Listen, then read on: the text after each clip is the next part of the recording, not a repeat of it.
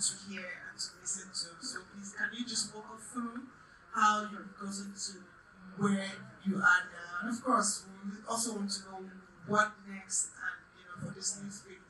Thank you so much, Ijoma. Thank you all for having me. It's a pleasure to be here. As you said, I'll be rounding up on Friday, 12 years in the OVU at TBC. I'm pretty excited about the next phase. And you're right, I'm transitioning. It's not the end of the road, but it's definitely the next step to bigger things. My journey has been quite interesting. I've done 20 plus years in the media. I started off with CMC Connect, working with the manager on PR level. Then I moved into content. I started working with ITV, HITV, many of you know. I was the foremost indigenous cable station, and I was working with Tony Seba very closely in buying a lot of the Premier League football properties across. We did a lot of international travels to secure those properties, and I was like his right hand. I always thought I was right hand woman. So I did that for quite a number of years, and it was content distribution. And that's why I met IJ many years ago. We used to do content, and also we tried to expose Nigerian filmmakers then to international markets. Then in the early days, lots of Nigerians went traveling abroad, so we took those to Cannes, we took them to Discover, quite a number of other international events. Fast forward, ITV had issues, then it went down, and then I got called from TVC because one of the directors then had met me in France. He liked my work ethics, and he said, Maria, I think she could work with us at TVC. So he called me for an interview, and while doing the interview, I told him, you're going to hire me, have a talk show idea, which is obviously a replication of The View in the US, which I've always had a desire to host. And he said, sure, you're the director in charge of programs, go ahead, you start, And that's how I was given the opportunity back in 2013, I believe. Then in 2012, and a year later, I started OVU. It was fantastic. The idea really was to get women talking, because at that time you had the big show hosts. You had Adeso Inque, you had Kadara Ahmed, everybody was doing interviews. But there wasn't any TV show that was actually getting women talking. And I wanted a platform where women from all types of walks of life, religion, Christian, Muslim, rich, poor, single, married, the whole works. All your wants and all, come on TV, share your own perspective of the world. And that's how we got different kinds of women. So the ladies are shared according to their availability. And it was quite interesting. I mean, then, in the early days, said it will never work. Nobody wants to watch women talking. What are you going to discuss? Meat and papaya and tomato. But eventually, it took us some time. The early days were rough. After about 2-3 years, we started getting really better and brushing up on what's going on in Nigeria. And the ladies got really professional and fine-tuned their individual characters on the show. So it's been 12 years now, and I just felt that, okay, we've been doing a lot of talking, and everybody's talking. I mean, I love this new season. It's a season of storytelling, and I love it, absolutely. But some of us need to also look ahead. What's next after storytelling? And that's where I'm going and transitioning into. Absolutely interesting to listen.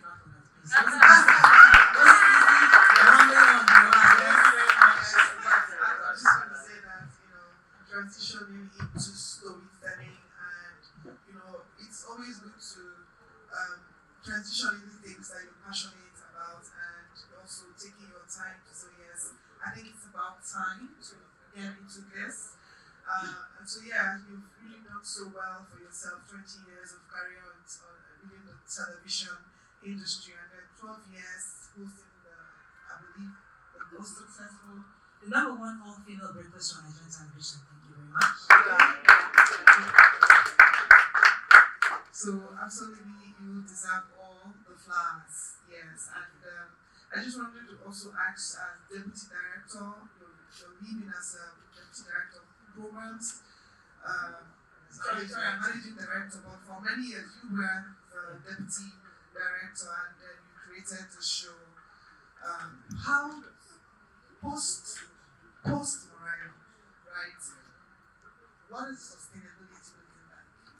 Was it built around you? Are people going to shift? Are they going to move with you? So I believe they're going to stay. The loyalty, is it to show or to Thank you very much for that question. Whether you like it or not, people are attached to certain hosts of TV shows. You get just like one person. But the truth is, every one of the ladies on that show, they love the show immensely. They have the independent characters. and they're going to shine just as much. So yes, Mariah's followers might feel they need to shift, but the truth is that each of them will attract their own audience. So I've never been disillusioned on followership on television. Trust me. Yes, people like you, but trust me, they will move.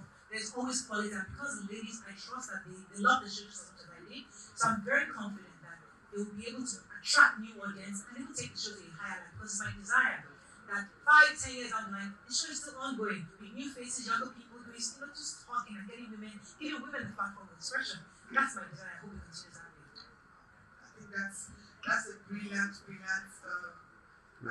desire and mindset. Yes, thank you. I was looking for that word. To see something you start, outlive your stay in a place, and also speaking to the people that are going to take over from you, wishing them well, and hoping that they will succeed much more than you do. I think she deserves another round of applause.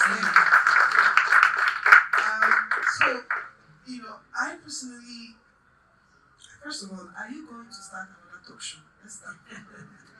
Just wait. I think for me, there are two things. Yes, as you said, I'm transitioning. I love that word. I'm going to start adopting that word right now. There's people are just going to hibernate, but I think transition is better. So yeah, I mean, we're working towards a project, but I think more importantly, I think because of what Wanda and Brenda and others had the team with this the panel earlier, because they were focused on storytelling and women stereotyping our roles as women. But I think for me, if I'm going to get into Nollywood, which I plan to eventually, it's something I've always advocated for, even as far back as 10 years ago. I had a TED talk many years ago. And the idea is that who is painting the picture of the future for Nigerians? My 5-year-old, 10-year-old child has never experienced a good policeman experience, or a good hospital, or a functioning public service facility. Because everything we have consistently reinforced is the negativity we see. The village square, the girl that is living in Alabama, for example, is always dreaming of NYPD because he sees NYPD on television. Somebody has painted a picture of what NYPD and NYPD looks like. But who is painting a picture of my child? Everybody is just reminding them of 20 naira per police stations collecting money. Now, somebody needs to paint a futuristic picture. Now, it's very risky because nobody might watch it. Don't mind them. But you see, every single thing we experienced in Hollywood, it was some scientist or innovator that collaborated in Hollywood. The internet we're experiencing, the Zoom calls, it was tested in Hollywood. We saw it as far back as the 90s. We saw movies of flying cars. We saw movies of Transformers. These are things that were experimented, introduced in Hollywood before we now finally began to see them in reality. So my question to the Nollywood producers, what picture are you painting for our future? What picture are you painting for our children? Are you reminding them that policemen collect 15 naira from them at the traffic light? And you're sowing a seed in their mind of a future, because some of us are very selfish. We are raising our children for their blood, so we don't really give a shit about Nigeria. But if you care about this country, then you paint a picture for your child to aspire to. Now, you know what? You can live in this country and have a functional hospital. Yes, you don't experience it, but I can create that experience for you. So that is, in my transitioning, that's the direction I want to. I want to paint a new picture in Hollywood. I want to paint a picture of not just telling us what we already know, but paint a damn good picture for our children to grow up into and aspire to. That's my desire, and that's really what I hope to eventually bring to. I think that is really, inspirational to hear that, and I think you deserve all the support that you need to be able to steer the course of storytelling in that particular direction. Because, like you said, even the films, we move from slapstick comedy to comedy. Now, where are we now, genre? Where are we now? No, action. Blood. It has to be blood, right? Yes. So, yeah, and Then that's after 9/11, after 9/11, all the movies were about firefighters. Like they started doing movies of firefighters. heroes, right? There's a lot of work to be done. There's so much we can do, but we're not doing it. I think, I agree with one of talking about lazy producing. It's not because we don't have the capacity or the education, but it's just not convenient. Listen, you might not make money, and you're not likely to make money. That's the truth if you go that path. But someone's got to do it and gradually introduce the audience to it. I and gradually, and at some point, they begin to see things differently. But someone's going to take that question. I mean, talking about making money, I think that is always the crucible of our conversations here at Nifs. And I've done distribution for going to 22 decades now, and talk show is something I will not touch. Yeah, I will not touch that genre because of the shelf life, right? It has very short shelf life because it's always talking about things not happening. So by the time you're trying to sell, distribute, it's sometimes. Let me come to that, because that's my area of strength. And one of the other things I always like to propagate is. So why are you confident of this genre? Let me tell you why I am. Because there's a huge market that we're forgetting about. Do you remember when Trump wanted to become president? He didn't go and look for drama voters. He went to look for those conservative Christians that don't come out to vote. There's a huge market on the terrestrial television. There's a huge market. We have over 200 million people. We have about, I think about 30 or 40 million television households. They're not on OTT. There is a huge market of terrestrial viewers in this your country. You've got to reach them, but nobody cares. We focus on just putting for those of you on YouTube, on Netflix, or put them on guests. That's all we're all focusing. But there's a huge market. That's why I'm in the daytime TV market. There's an audience for daytime television. There's an audience for content in the mornings, and that market is available. They might not be in Lagos, perhaps in Abuja, but they are in other states, and they are willing because they are also buying soap. They are buying food. They are buying things. People will market them. So there is a market that we've totally abandoned, and that's why I play terrestrial, because TVC is one of the strongest terrestrial stations in the country. We're going number one. Putting TVC on TV, and I think I'm the third person. But those three channels are stronger, and they're crashing out on terrestrial platforms. It's serious money. Why is Mr. Wale Adenuga here? He's still because he's making money on the terrestrial platforms. The monies are there. The brands know. If I want to sell all your fintech, let me go to the news stations. But if I want to sell the FMCGs, where is my number one? It's those terrestrial platforms. So you're leaving real money on the table because it's easier to find something on YouTube. So that's where I play. Daytime television, terrestrial platforms. I think that's where there's a lot of money there, and there's a lot of content, and there's a lot of re-engineering that can be done through those platforms.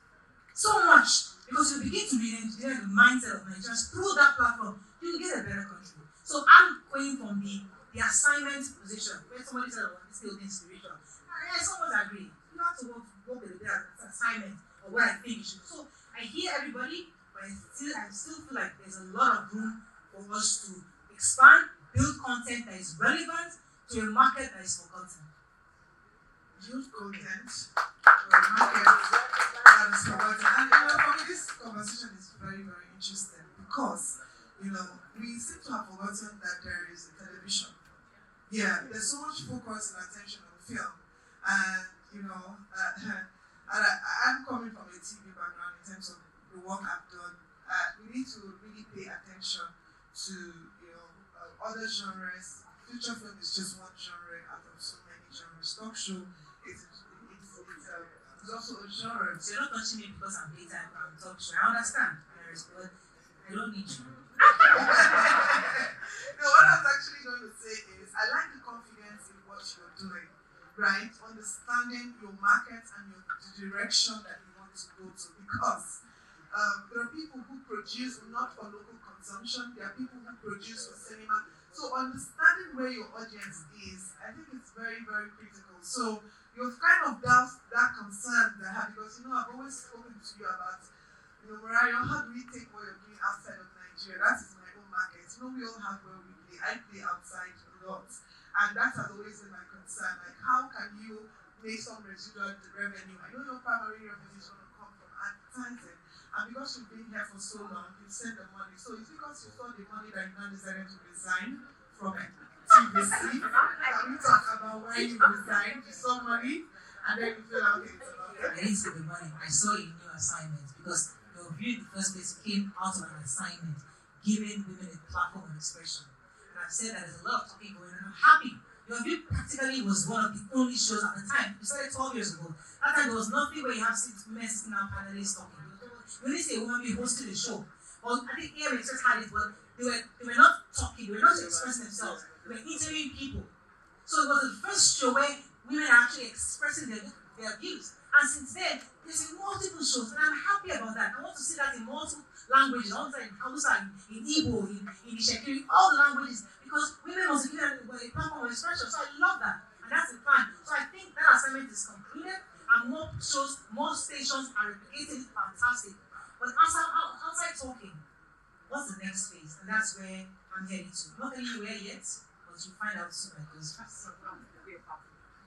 I'm sure everyone here is eager to know where she's headed. So, just before I take 1 2 questions, because our time is also fast spent, what would you say to a young Mariah sitting down looking at you, who sees what you've done and what you're doing as aspirational? I don't want to go spiritual here because we are Nigerians, you have to add a bit of God.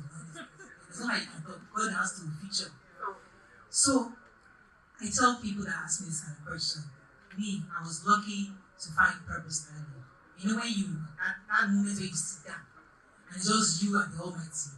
See, when I was able to get that first job at ITV, it was very, for those of you like, I should have got my book. If I give my book, you read through my experience of how I got my first job.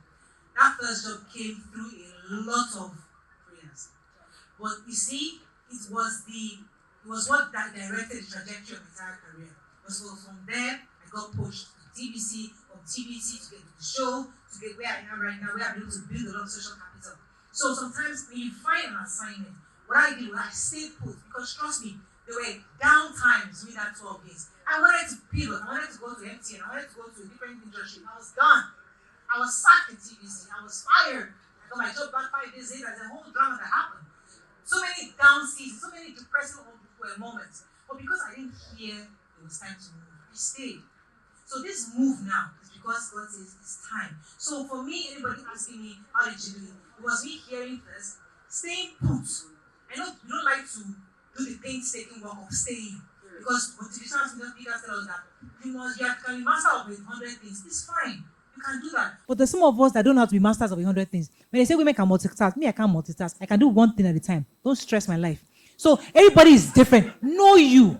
Know who you are. And stay put. I stayed put here because I can't be doing everything. I just can't. So with this, I've earned 12 years. And that in itself comes with its own benefits. And I can even cash into that. So find your craft. Hone it. Be the best at it. And then you see it flourish. Wow. Are you clapping for her? Clap now. Thank you. I think just before I take 1 or 2 questions, one of the key things I've also taken is she has built social capital, right? And some of the things that you're going to see her, transitioning to after now will be as a result of also some of those investments that she has made over the years and trying to build, to do a program that has been very, very impactful. And I'm sure there's also a lot of favor with God and man that, is also following you by virtue of that as well. I still praying. Trust me. That man, don't mind them. They don't, it's just God. Just trust me. Okay. There's a lot of perception, but trust me, it's not as rosy as you think. Okay. Okay. All right. Thank you so much, Mariah. I think it's been it's almost like it's your view that we had now, right? Yeah. So we had your view vibes. And do you have a question for her? No, they don't. No. Thank you. Okay. So I think it's been okay, one question, Cassandra, quickly. Let's get the mic to her. Cassandra, go easy on me, please. Yeah.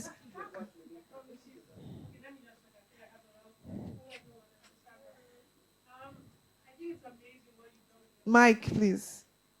Yeah. So I think it's amazing what you've done with your career. Yes. There was something, I work in distribution, right?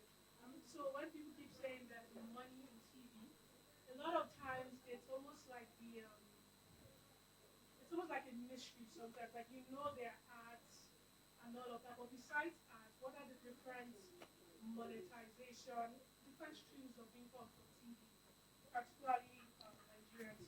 Yeah. So, advertisement sponsorship is the regular, but the problem is that because we don't have a very accurate audience measurement system in Nigeria. We have the one that is acceptable, but the moment it is properly digitized, then we can see the value in what we do. The reason why people are diverting their funds and their budgets to digital is because, yes, those ones can give you real-time data on who is watching, the demographics and the whole works. But you can actually also get that on terrestrial television. But sadly, what we have is the manual system. So we are hoping, this is where government comes in, where indeed we are able to properly and efficiently determine who's watching what and what are they watching per time on terrestrial TV. If we do that, then you see that the real revenue, there's a potential revenue for advertisement to shift. Because whether you like it or not, yes, if you look at the numbers watching TV on Netflix or even in our territory, you look at a comparison to what people are watching on terrestrial, you'll be surprised. But again, we don't have sufficient data as of today to give the advertisers the direction they ought to use to spend their money. So I still agree with advertisement. I know that sponsorship, and these are the ways that we get money on terrestrial. But the reason why we're seeing the drop is because of lack of real accurate data to support the numbers of people watching terrestrial TV. Thank you. Thank you very much, Morayo. I think it's been, once again, can we please give her a round of applause? Thank you. You will not clap for me.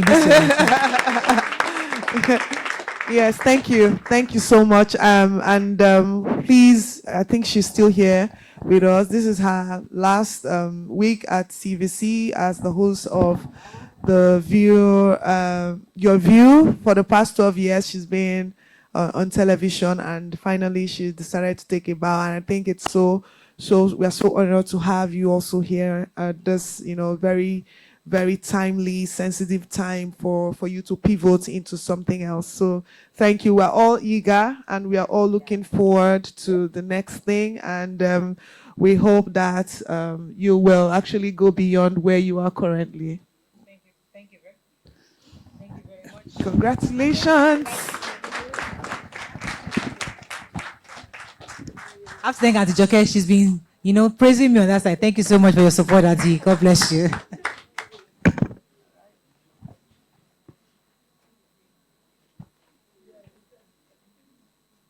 Sorry.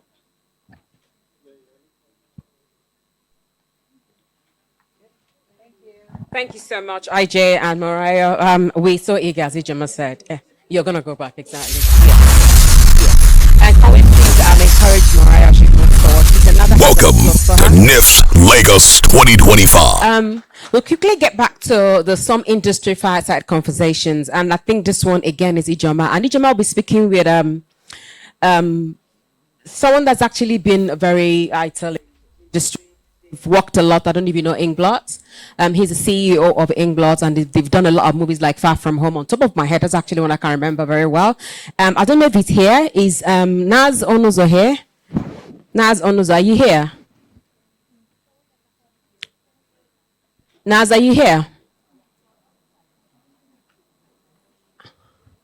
Okay, while we wait for him, I'll just tell you a bit about him while we wait. So he's the CEO of Inglot Studios, a leading Nigerian film and TV production company, which was founded in 2011. Under his leadership, Inglot has released over 25 movies, grossing nearly 2 billion naira, and became the first African company to sign a global output with the Amazon Prime Video. Inglot also produced Nigeria's first Netflix original young adult show, which is Far From Home, which debuted in December 2022 to critical acclaim. As a filmmaker, Chinaza has worked on numerous films and TV shows, which has showcased global streaming platforms and festivals like the Toronto Film International. And his works addresses themes such as gender, feminism, women, roles in workplaces, like so many things. So without further ado, can Nas please come forward if he's here?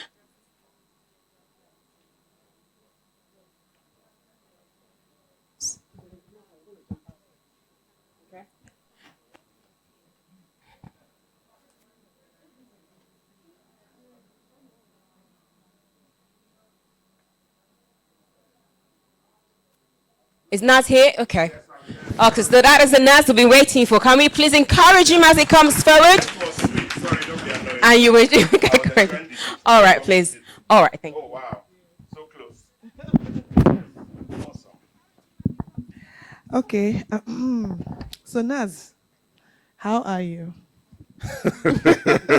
I mean, in this economy, do you want the true answer or the You know, political answer? Naz, the reason why I'm asking how are you is because we were in TIFF last year, at the Africa Hub, where I was the programs director for TIFF Africa Hub, and then I curated a couple of programs. And I remember a conversation that we had. Everything happening now, it was almost like you saw it coming. And you made a statement that filmmakers are going to discount 2025 like it never happened. And this was September last year. And after that, we had the Last Supper in November. We call it a rap party. The rap party, okay. Well, if you know, you know. But if you don't know, sorry. So we had a rap party, which at September, we didn't even see it coming at all, right? And then after that, it's been just people trying to figure out what next, right? So, you've done so much with Inkblot, as the founder of Inkblot, you've done a lot. You've got your slate with Amazon Prime Video, and you've done so much theoretical releases. I think before I answer this question, you need to just give us a trajectory, your story, how you've gotten to, because I know you were in another industry and then you now came to our industry. So let's start from there. Who was born in this industry? We all came I don't understand. We all came into the industry now. Yeah, so let's start from, how you were once a venture capitalist and then how you pivoted to become a writer. And have you directed now? Yeah. Director and producer. Okay. Yep. So origin story. Okay, so let's see. It starts with the fact that all of us in Nigeria, when you're growing up, you watch everything. You watch Nigerian films, you watch American film, Indian film, Korean films. So we have a very, very strong diet of stuff. So we have influences for everywhere. And if you do that, you always want to tell your own stories. And one of the things I think that's very important growing up in Nigeria is that you are seeing people make films. So it's a thing you believe you can do. You don't, like a lot of cultures, if you look at across Africa, there are very few films actually made. So the average person in Rwanda does not grow up thinking they can make films, right? But the average Nigerian, if you're young like me, somebody just said, and it was audible. Please, if you are young and Gen Z like me, then you would believe that you can make films, right? And so I think that was always at the back of my mind. And then when I was in African Capital Alliance, we were one of the first private equity firms in Nigeria. There was a company they invested in called New Metro. Also, other young people like me would know New Metro. And one of the things that they had was a company called CDT. They were a DVD manufacturing company that basically made the DVDs that was sold to the marketers that went to Alaba. So that basically, and I was a 25, 26-year-old analyst. They said, look at this business, tell us what is working, what is not working. So that was my effective crash course in the economics of Nollywood. And that was what sparked my interest, understanding how money was made, et cetera, et cetera. And that was what led to saying, okay, you can actually, if you figure out how to do the economics and the finances, you can make a business out of it, right? It's a risky business, but you can make a business out of it. And then the storytelling part was I always wanted to tell stories. So me and my founders, when we got together in 2010, just a few years ago, not that far, we started saying, okay, let's figure out how to write scripts and all of that. And so as the cinema evolution was happening, we said, okay, we made a web series that nobody watched called Knock Knock. It's on YouTube. You can also not watch it by yourself if you want. And it wasn't very good, but it was something that we wanted to do. And that gave us the confidence to make the first film called The Department, which also not that many people watched, but enough watched it that it gave us the confidence to make the second, the third, which was Arbitration, and the fourth, which was Wedding Party. So literally between 2015, when we started making films, and 2016, we ended up at TIFF with 2 films, right? We were a bunch of kids roughly in our 30s at the time, and that effectively transformed our lives. We raised more money, made more films, and then we were at the cusp of the streaming boom. 2017 to 2019 basically was when you had the first set of streamers licensing content, and then it wasn't like the promised land, but it was enough to keep you saying, I'll make the next one, I'll make the next one. And then 2019, when Netflix came into 2020, and then the streaming boom, COVID, everything, that took off. And because we had basically established ourselves as one of the players that people knew about, we then got opportunities to pitch. And then when we met Amazon, one of the things that I realized was, for the last two films we were trying to make, the question we kept getting asked was, what if Netflix doesn't license your film? And we were like, oh, but they will license because they've always been licensing. And then the answer came back, okay, yeah, that makes sense, but what if they don't? How can you guarantee me? And I was like, of course I can't guarantee. But so that was now the big question, right? Yes, Netflix was in the market at the time, but there was no guarantee that they would license, even though odds are that they would. Yeah. So when Amazon started talking and they were like, oh, what do you want to make? And I said, no, actually, the thing that is interesting to us is, can you give us a guaranteed output that if we make the film subject to certain criteria, you will take it, right? And they were like, okay, that makes sense because they do that in other markets. So that was basically the next wave. So we went from making one or two films and then hoping Netflix would license it, it would do it in cinemas, to basically getting a slate that gave us this is just the slates to give us the confidence to say we can make films, right? The other thing was that Netflix, when they started doing the originals, basically said, okay, make Far From Home, which was also nice. You know, everybody wants to make a YA series. Yeah. So basically we were able to work for both of them at the time. And yeah, so it was a good, we enjoyed the streaming era, let me just say it that way. You know, so when he said this enjoy streaming, it means he cleaned out during the streaming era. That's what he's saying in a very, very, very modest way. So it's not that. It's more that we actually got to make films. Did you just say it's not that? No, so it's not about, because one of the things that people forget about film is, as you're making the money, you're reinvesting it, right? So you don't sit down, because if it's that, I'm not here. We didn't make 15 or whatever films. So what we did was that we basically kept reinvesting and basically building it out over time. And that's what I mean, where we were able to work with many filmmakers, many creatives. And that's what the thing that I think was most fulfilling, because that era gave a significant opportunity to many different people to tell their stories. And we were very grateful to be a part of that. So that's what I mean by we enjoyed the streaming era. Absolutely. It makes sense now. And, you know, an era has ended, maybe. And so back to our conversation last year at TIFF, what is the outlook? Is it that every maybe 5-10 years an era ends? Because unfortunately, if we're not able to, you know, navigate this era that, as it were, looks like it's ended, some businesses, some producers will either leave and go find something else to do, go into real estate or go into, you know, some other business, that because now all those guarantees you had, those output deals that you had, right, those pre-sales that you had, right now doesn't exist. So do you see this as a signal for a new era of evolving in order to continue to do what you're doing? Yeah, so I think one of the things that is important is for us to discuss why the streaming era ended. I think that's, because I agree. The thing is that it didn't just end in Africa, it ended everywhere, right? So prior to 2023-24, the streamers were chasing subscriber numbers.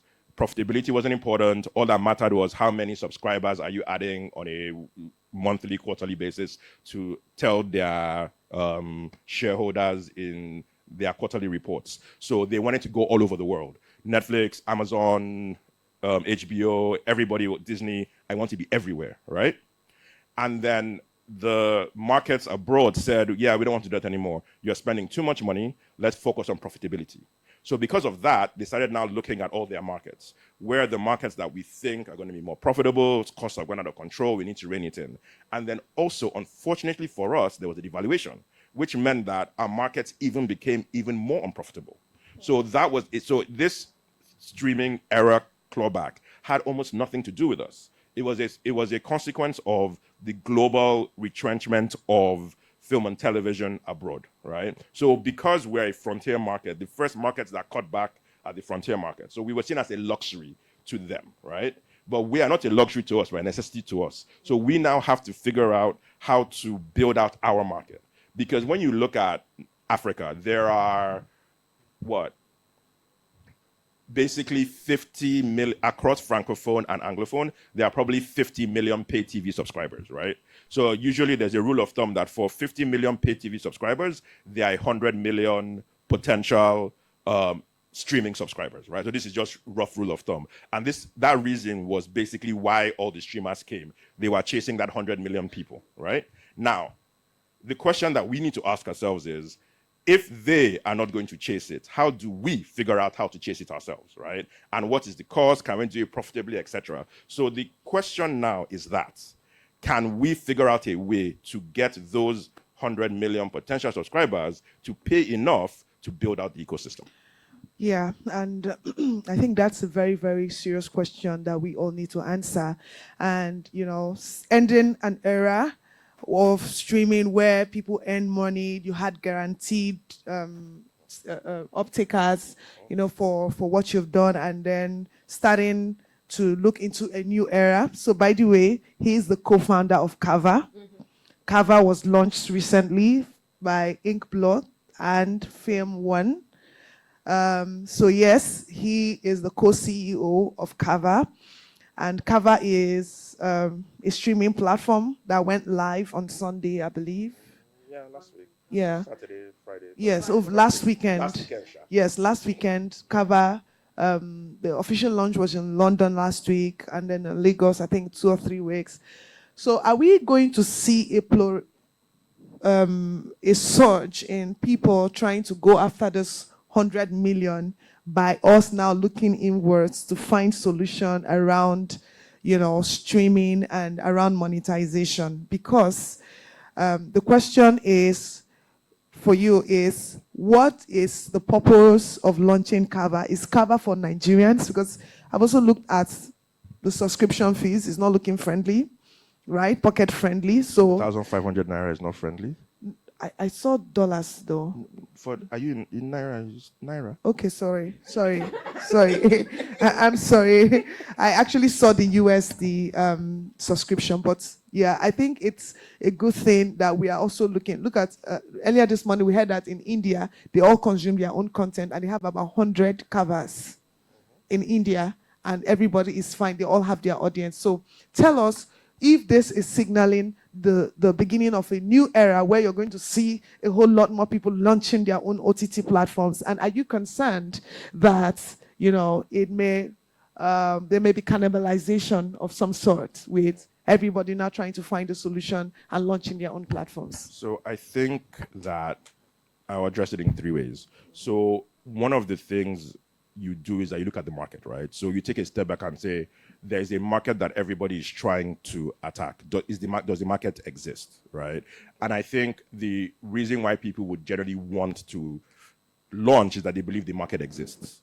The second question is, how hard is it to get that market, right? So basically, is it expensive? Is it cheap? And all of that. So I think that second question is what would deter people, right? Because sometimes it's a thing that is too hard to do, right? Can you bear the cost of building it out? Because a streaming platform is effectively distribution. It is not just I have launched. It is I am convincing people to pay and dealing with all of those things that come with launching a distribution network. Yes. And I think more people should do it and more people will do it, just because you look at any market in Europe, in America, in Asia, there's not one local platform. There are 5, there are 8, there are 10, and all of them have found ways to build out their audience because their locals watch majority their content. So you find a story that in Korea, they watch 80% of the content they watch is Korean content, maybe 90%. In India, it's the same. In America, it's the same. In Nigeria, they say it's 30%. That the majority of what we watch is not Nigerian content. So you see that because of that, it feels small. So the goal for all of us is to continue to expand the offering that makes Nigerians and Africans watch our content. And if you do that, there's space. Yes, and that's actually my major concern. I was going to ask this before you just said it. 30% of Nigerians, in fact, before now, we already established that Nigerians really do not patronize. And let me not generalize, because I believe that we are looking at the BC, the BA demographics, right? And who are the ones that can afford data and then also afford subscription fees. And there are not so many. They already have options. Some of them already have Netflix subscription. They already have Amazon Prime Video subscription. Why do you think that they will add a third subscription? Because it's not about the platform, it's about the content. It's about the filmmakers, the filmmaker partners, and what they're doing. So look at in the US, right? Netflix was dominant. 8 to 10 of, so they have this thing called the Nielsen ratings, which basically just measures how much people watch on streaming. Netflix used to have 80% or 90% of all the things that were from Netflix. The streaming wars were over. Over the last 2 to 3 years, Netflix's share has dropped to 50%. Why? Because the other streamers did not say, Netflix has won, we are done. They made content that people wanted to watch. So the onus is on us, the platforms working with our filmmaker partners, to make content people want to watch. That is the honest truth. People want to see themselves. We have to give them a reason to want to watch. So are you saying that Netflix and Prime Video have not been putting out content that people want to watch? No, it's not about, so that's the thing. Netflix and Amazon did not leave because of the content. They left because of the economics of their, clearly, that has been established. So I'm just trying to understand what Cover is doing differently, or what Cover hopes to do differently. Because if you go right now on your phone or your connected devices, you still have access to Netflix, and you have tons and tons of Nigerian stories that you can still access there, right? Yes, but how many of them are new? Because the thing about content is that when people like old stuff, but they watch new stuff, right? So, and it is not in a ratio of 5 to 1. It's in a ratio of 100 to 1, right? And that is the actual challenge with streaming. You have to give new stuff every per second, because what people want is new stuff. Netflix makes, I don't know, 1,000 things a year across all their geographies, because every single market that they value needs something new every week.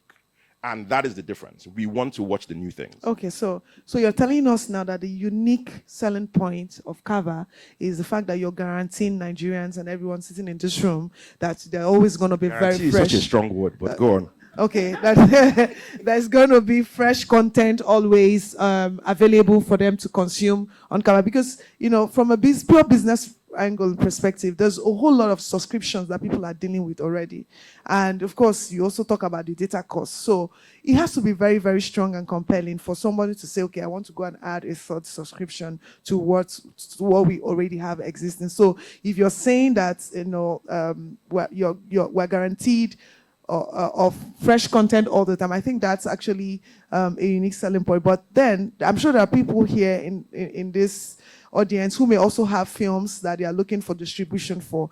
What is the model? What is the business model of Cover? Are you licensing on a share revenue model? Are you licensing on a flat fee model? Are you licensing on an MG model? Is there access for people to actually say, okay, or is there the normal gatekeeping that we have? Mean? Gatekeeping means that if you don't know somebody that knows somebody that knows somebody, you cannot submit your film, and Cover is not going to buy. So I just want us to understand that somebody here can walk up to the CEO of Cover and say, I've got the film, I've made this film, and I really want you to take your acquisitions team to take a look at it, and then 2 weeks from now, he gets an offer. Okay, so I'll answer it 2 ways. So the first way is that we are currently running a fixed fee model at the moment. Flat fee? A flat fee model, which is that we basically license the content for a flat fee that will play on a service for a term. So it's standard SVOD model, right? Okay. Now, with regards to the types of films we are targeting, so at the early stage to build out subscribers, we're focusing primarily on basically building around what is called a pay one strategy, which is films that have been to cinema, and then we're looking to bring them onto the platform. So that is our core focus area, because we're a new platform, you cannot do everything. So you are looking at that. But over time, we need to build out accessibility, because one of the key things and the strengths of streaming is that it's a long tail, that you think you know what will work, but once you have hit a particular subscriber base, then you want to open it up because you don't know. A good example is Squid Game, right? Squid Game became the biggest show on Netflix out of Korea, right? Or you look at Adolescence, which is the UK show about the shooting. Those were not the heralded stuff.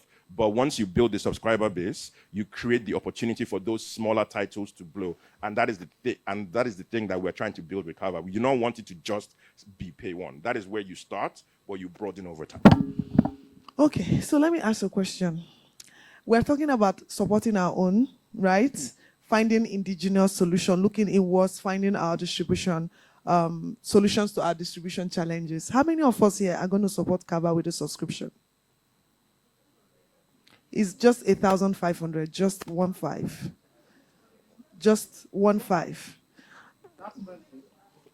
Just 1.5. And it's only Nollywood films, by the way. So, yeah, for those of you Nigerians that don't watch, there are people who don't watch Nollywood. So, I still don't think that's encouraging. Can you just put your hands up again? After now, you're going to download the Kava app. And we're web only for now. Oh, sorry, there's no app yet. Yes. It's web only right now. So you're going to go on that website. What's the website? www.kava.tv. Kava.tv. And you're going to make a subscription. The reason why I'm asking this is, at the end of the day, how will they be able to sustain if we have a population of 200 million and they're able to hit 1 million subscribers? Amen. That is how much in a month. If you're able to, and so the thing, everything is a cycle. If we're able to support our own by subscribing and they make the money, you're going to come back and buy those films that people are making. You're going to come back and invest in projects and give people money to go and commission them. So I think we all have a role to play in making sure that our own local platforms actually succeed as much as possible, because we've seen so many platforms come and go, and we're hoping that this is not going to be the same thing. And we're hoping with you too. Yes. So it's important that we understand some of the things you're doing differently to make sure that you do not take that route, because I know all the key stakeholders in Kava are astute business people. So I'm sure you've done your homework well, and you are really looking forward to breaking into that cycle of making sure that Nigerians actually begin to consume our own content, and more importantly, are ready to pay for it. So on this note, I think we had a very good conversation. Do we have any question? Just one question, please, because our time, I just have some seconds. Yes. Please, can you take the mic to her?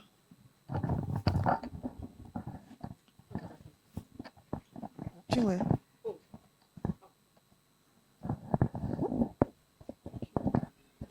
Good afternoon, everyone. Good afternoon, sir. Thank you so much for your session. And by the way, I've signed up on the cover. Thank you very much. We appreciate you. And I've watched all the free films. We are selling market, so please. There are free films to watch even before you pay, so maybe you want to check them out. So my question is this. There is a part of filmmaking that we always tend to neglect every time, and it's short films, sir. We don't have a market for short films, and I know a lot of times some people have tried to do something with short films where people who make short films can actually earn something. And usually once the short films make the festival rounds, they either keep it in their hard drive, or those that have a YouTube page, you put it there. But I'm just asking, with Kava now, could there be an arrangement where people that have short films could just put, even if it's for a different business model arrangement, where it's not a flat fee, maybe sharing formula or something, just so that people can, because the truth is making short film these days is not cheap as it used to be. The last one I made, before I came for this, we spent close to 10 million naira for 3 days. Yes, because you have to pay people well. There's the era of, oh, come, let's collaborate, or is a short film is gone. You have to actually treat them well, because now they're telling you, you're not charging me because it's a short film. You're charging me because it's my work, and you have to pay them. So I'm just saying, if Kava can put this into consideration, that could also be a win-win for all of us. Thank you. Kava is going to put that into consideration. I believe that, yeah, the way he's shaking his head, it means that he's gotten the message. And he just said something here. If you go to Kaba, you can watch some films for free for just a day. So maybe, okay, sorry, on the launch day only, on the launch day. Yes. Because we are trying to make markets. Sorry, don't be annoyed. Don't be annoyed. But what we did do was that for the first 3 months, we are calling it early access. So you get a 50% off, which means that it's 1,500 a month for 3 months. It goes to 3,000. But the point and the goal is that once you taste it, this your will turn to yay. So, because the point for us is that we want to be able, as Ijoma said, to build an ecosystem where we're able to invest back into the community. Because at the end of the day, the most important thing is to, because when you look at these things, the only way that this model works is if the filmmakers and the creators are able to keep making films. And the only way they make films is if they make money. The only way if they make money is if we pay them licensing revenue. The only way if we pay them licensing revenue is if we get subscriptions. So it is a virtuous cycle that starts with the consumer. And for us, we need to create the opportunity that the consumer sees value. Because if the consumer does not see value, Ijema can walk around the street and be begging them. They will not sign up. But the thing for us is that we're trying to give value, right? And I think one of the things that we believe is this thing is hard. The mistake a lot of people make is that they think it is easy. It is very, very hard. But we know it is hard, but that does not mean that we also don't know that if we keep doing our work and being patient, we will succeed. Because this for us is a 5-year, 7-year journey. We're not sitting here trying to do a quick thing, because the only way this works is if it's sustainable. And that is basically our belief. We want to be here long enough that at the 5-year anniversary, Ijoma is dragging me here and asking me easier questions. Because every time she calls me, it's hard questions. One day, she will ask me an easy question, but clearly it's not today. But thank you very much. Oh my goodness. Thank you so much. Thank you, Naz. It was an absolute pleasure talking to you again. Thank you. Sorry, I was going to ask you something, quick one. Because it's you guys and Film One doing this, I was wondering, how would you go about diversity? Because you're a production company, Film House is a distribution company. How will you go about making sure other people's movies are so well represented? It's because we cannot because the most important thing is what are the films the audience wants to watch. The audience decides, right? So for us, is that we want to basically get the films that delight the audience, right? So for the launch title we made was Labake Olododo, right? It's Biodu here. Did she stay for my anyway? It's Biodu Stevens, director of film from Salah this year. It's an amazing film. All of you should subscribe to watch it. It's the only place you can watch it globally. So please watch Labake on our channel. Don't pirate it. Don't watch it on Telegram, etc., etc. So no, you're laughing, but please don't watch it on Telegram. So my point is that we want the things that people want to watch is where we are. We have The Party globally. It's not our film. We have Lishabi, not our film, coming out on Friday. It's not about how many films are we going to make. It's about the audience. We want to get the stuff that they want. Queen Latifah was one of the deals we did, not our film. What we want is filmmakers make films that delight the audience. That is what they are good at. What we need to figure out is how to get it to as many people as possible so we can pay them enough to continue to make those films. And it is not about whether Inkblot or Filmhouse distributed or made the film. We just want the best films that the audience wants to watch. That's it. Thank you. Thank you very much.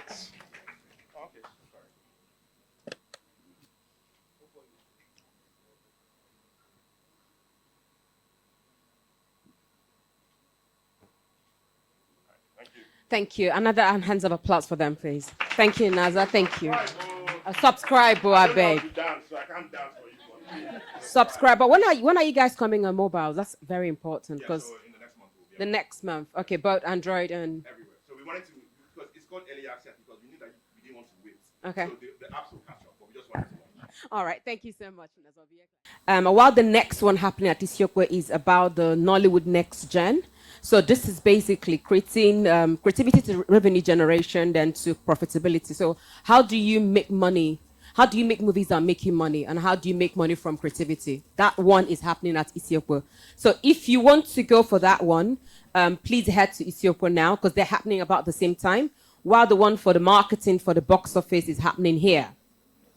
So if you want to know about making money from your movies, creativity and profitability. It's there at Isiokpo Hall. I think it's down. Is it Isiokpo? Godwin? Is that Isiokpo? Okay, that one is happening there. While marketing for the box office is happening here. Okay? Making money from creativity, Isiokpo, while marketing for the box office is here. Okay? So for the marketing for the box office, we're looking at building brand equity. And the speakers will be Michael Williams, he's the general manager, Ebony Live Cinema. While for the creativity to revenue generation and then to profitability will be a conversation by Mr. Kene Mkparo, the president and CEO, Comworld Group, happening at Isiokpo Hall. Can we please give them a hand of applause while we get ready?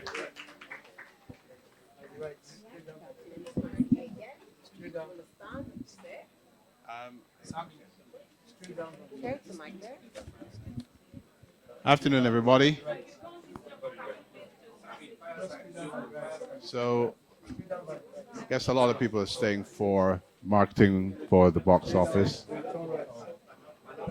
except for this lady here who is making her way up. I'm sorry, before he continues, somebody said something about short films. Can someone please, Sandra, can you stand up? So if you have any short film or any film you're looking to distribute or you want to look how to make money with your content, there's that lady there, Sandra. Please speak to her because we've got we get requests for short films and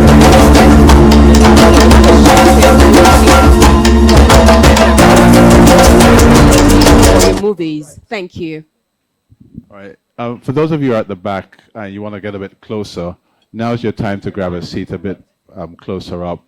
And then when those people come back, they can sit behind you.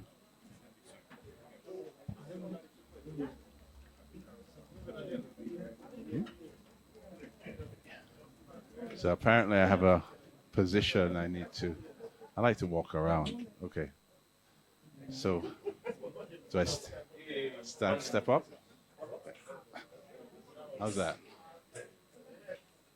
Okay, great, thanks. Okay, good afternoon, everybody. Good afternoon, everybody. Great. So I'm going to be taking you through marketing for the box office, but I've done this before slightly differently a couple of times. This time we're talking specifically about building brand equity and what that means for your films. So this is really for the filmmaker who wants to keep making films and building on those films in a way that currently not really done that much. But we see it done all the time in Hollywood to the point where maybe it's too much. Okay. Does everybody here understand brand equity? No? Yes? Just raise of hands. Brand equity, anybody understand what we're talking about? So it's really when your brand has a kind of strength to it, a kind of recognition that people are buying what you are selling because the brand is strong. So if you think about Indomie, the kind of brand equity they have, where even if the noodles are not Indomie, people still call it Indomie. So let me have the Dangote Indomie. All right, that's brand equity. Okay, next slide. All right, so why does brand equity matter for your box office? We know why it matters for consumer goods. It's because brand equity drives awareness, your ticket sales, your repeat business, and your merchandising. Something that, again, is not done very much in Nigeria because there's little or no brand equity in the film business. So nobody gets to sell a T-shirt with their brand on it because there's no equity. And secondly, a strong film brand reduces the risk for exhibitors and investors. So just imagine that you have a strong film and you've created a strong film brand. If you go to an investor and you say, I'd like to make film XYZ, could you invest 50 million naira? You're going to have to prove a lot because of this 50 million naira. However, if you say, I would like to make XYZ 2, or XYZ 3. This is now the second film, the third film in the franchise. Will you bankroll me for 50 million? There's a lot, you have a much bigger chance of getting the money simply because you've already proven yourself and you've got a strong brand to make your sequel to the film. So for exhibitors and investors, it's a win-win. So I run a cinema, the Ebony Life Cinema in Victoria Island, and no matter what the reviews are saying, if someone says we're bringing Superman 15, you're still going to show it because it's Superman. And the same thing goes for Fast and Furious. What are they up to now? Fast and Furious, is it 10, 11, 12, whatever, right? And you're still going to go because you're thinking Fast and Furious. And is it going to be that new? How many different ways can you do a car chase? Right? That's the beauty of brand equity. It's because they've built it. Okay, so from awareness to people's preference to the purchase, and then the advocacy. This is where people are on their own selling your film. Okay, next slide. So let's talk about the basics. Every time I do one of these things, I always talk about the opening weekend. All your marketing builds up to that opening weekend, and it really matters. And if you look at the graph on the right, what you see is the green one shows that when you don't have equity, your opening weekend starts off at a level, and if you have equity, you can start there, but you can keep building and building and building on that box office until it levels off much later on down the line. If you have the regular film opening, what you'll see is it starts at the beginning and it only has one way to go, and that's downhill. It's less and less every single week. Okay, so next. So what comprises your brand equity? It's really your awareness and the associations that have been built about the tone of the film, the genre of the film, the quality of the film, most importantly. And sometimes that quality might not be real quality, but just the perceived quality. People assume because of the brand, it's going to be a good film. A lot of people are very loyal to the brand. And if you've seen, how many people here are Marvel fans? So, see the hands that go up. Ask any of the Marvel fans. They don't care which character is it. It's a Marvel film, and they are going to see it. Half the time, you guys are disappointed, right? Especially in the last 4 or 5 years. Like, oh my God, another. I mean, how many times are you going to see a guy flying around in spandex, right? But if the next Marvel film comes out, are you going to see it? Definitely. That's brand equity. That is brand equity, all right? That loyalty to the franchise or that loyalty to the talent. So again, think about something that doesn't really exist much in Nigeria. We're just starting to see it. Think about how many times people say the new Viola Davis film is coming out. You're going to see it, right? A lot of us will go to see the new. Which character is it? Which story is it? I don't know, but Viola Davis is in it. It's probably going to be good. The new Denzel Washington film, same thing. Yep. How many of our actors, our talent, could you say that about in Nigeria? YouTube? YouTube most likely. No, not many, but I think there are about probably 3. YouTube, yeah. You can YouTube, like, you can say about 3 people. We all know who number 1 is. Right, film, direct, star in, do the catering, right? She'll do everything. And you'll go and watch the film because it's her film, right? And of course, she's great at marketing as well. Yeah, So I would say out of everybody, apart from the box office numbers, everybody, what they don't recognize is how much equity she has built over, what is it, maybe 10, 15 years? More than, it's a long, sometimes it takes a long time to build an equity. So when people wonder what she's doing, it's not so much what she's doing as much as what she has done to build the brand equity. And so a lot of that equity is in, so Jennifer, strong brand. We've seen her cash that in recently. And of course, her own Funke Akindele brand that has a lot of equity in it. And so if she is smart, she will keep doing that until the wheels fall off, until even when she makes a bad film eventually, you'll still go and see it, right? That's brand equity.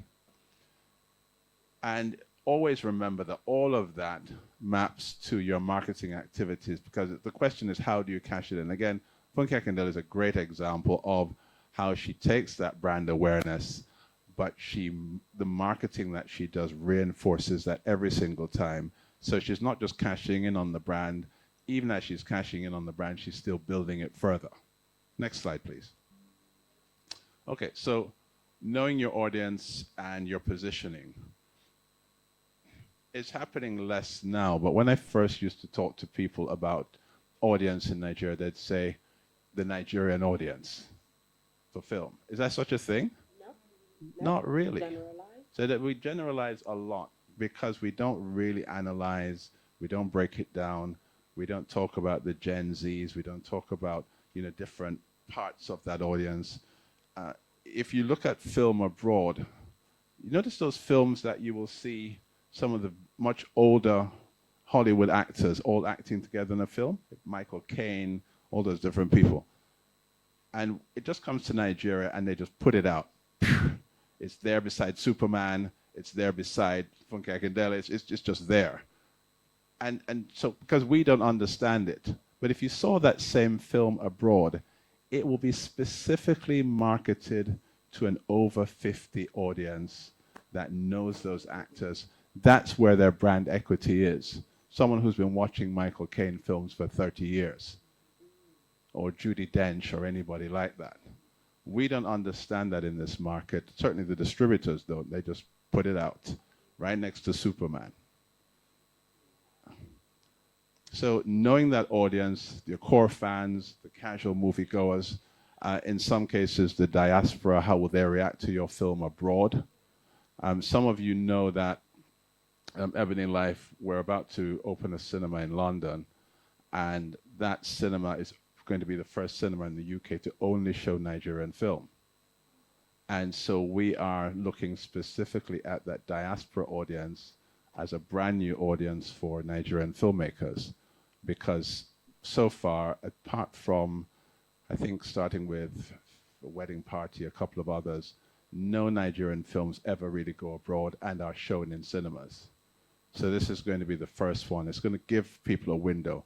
But unless you understand what that diaspora audience is looking for, perhaps your films won't really make it that far. All right? Family films, again, we're not great in Nollywood at making films, especially for the families. So if you look at from July to September, look at what's in the box office. Come to Ebony Life and just walk along our corridor on the second floor leading to the box office and just look at the posters, and you'll see very serious, very dramatic looking Nigerian films. And then what's coming out of Hollywood? Everything's animation, very light, very funny, very colorful, because for these 2.5 months, and there's a heavy daytime audience that you don't normally see. On Monday, Tuesday, Wednesday, Thursday, the young people in our cinema every single day, the family audience. There's not a single Nollywood film catering to that audience. We just, so because we're making it for who? The Nigerian audience. Everybody. And so right now, we have young people watching Hollywood films all day, and then they watch, their parents come and watch Nollywood films and other Hollywood films at night. Right? So defining your target audience and what they want. Do they want escapism, cultural pride, comedy? Start to really dissect it. That's the key to building brand equity, when you understand what the audience wants, and then you give it to them, and you give it to them over and over, and keep making it better and better till you build that brand. Next slide, please. Okay. Unique selling proposition. So understanding every brand, whether it's a film brand, a food brand, it doesn't matter. Understanding what your USP is, your unique selling proposition is, what's your value promise. Every time they see your brand, they should know what they get, right? So we were talking about Funke Akindele earlier. If you see her on a film, you kind of know what you're going to get. Are you going to be getting serious drama? No. No, right? I'm not saying she can't do it, but you kind of know what her brand is. And so that's what's important. So clarity on what makes your film different. Is it the talent? Is it the story? Is it the spectacle? Recently, something that's been happening in Nigeria that's been really getting better and better is the film as spectacle. Those big Yoruba epics with the hundreds of men on horses riding across the. We never saw that before on that scale in Nollywood before. I still don't connect with the stories so much, but I will go and watch them just for the spectacle. Maybe because I always liked dramas with lots of guys on horses with swords, doing whatever. And so I kind of like the spectacle of it. Sometimes it's a cultural hook, like the wedding party, our fascination with huge, fabulous weddings. And so you keep doing that kind of thing. So it depends on what it is. But really dig into what's going to make your film very different. And then you translate that USP into your headline marketing message. What is it that you're telling everybody this film is about over and over and over? Next slide, please. So let's talk a little bit about IP, right? Your story, your IP as a brand asset. Think about how much we're being bombarded by Hollywood IP right now. There's sequels going up to 8, 9. There's sequels 3, 4, 5. Just go to the point where I think about 3 weeks ago, I looked at all the posters, all the Hollywood posters in our cinema. I think there was about 6 or 7 films. There wasn't a single original film. Nothing. And they just, to the point where I don't know where it's going to end. This Superman, they've been making Superman films since the 1970s, I think. And the next one comes out, and what do they call it? Superman. Not even Superman 10, just Superman. And a lot of people still wanted to watch it. So the question is, how do we in Nollywood start to really get that IP going? Like a Jennifer, right? That Jennifer is strong IP. You know it's strong IP because it went from online to TV to film. That's how you know it's strong IP. Because if you can do that, then you have the sequels, then you have the spin-offs. You can have, what was that, Fast and Furious? They had a spin-off of something, Hobbs and Shaw. You can spin people off. You can take the Avengers and you can spin these people off and spin them off. And then after you go forward, guess what? You go back, origin story, and then you mind that and you go, yeah, but what if in another universe he was born before that? And you keep going back and forth, right? Where did we go? What happened? Okay. No, it can be both. It can be both. So, if you have another Jennifer, it's both. It's Funke Akindele's got a new movie. A lot of people will just see it. And some people love Jennifer, and they'll go see that. Some people will be both. Ryan Coogler, if there's another Black Panther, it's going to be Ryan Coogler has come again. Got to go see it. Black Panther. This is what, number 3, right? It's going to be number 3. And the IP is extremely strong. And don't forget the IP for films like that started with, I saw Black Panther as a comic when I was a child. That's the IP. Just like Superman, comics was what we saw first. And all the movies did was to bring what we saw on the page to life.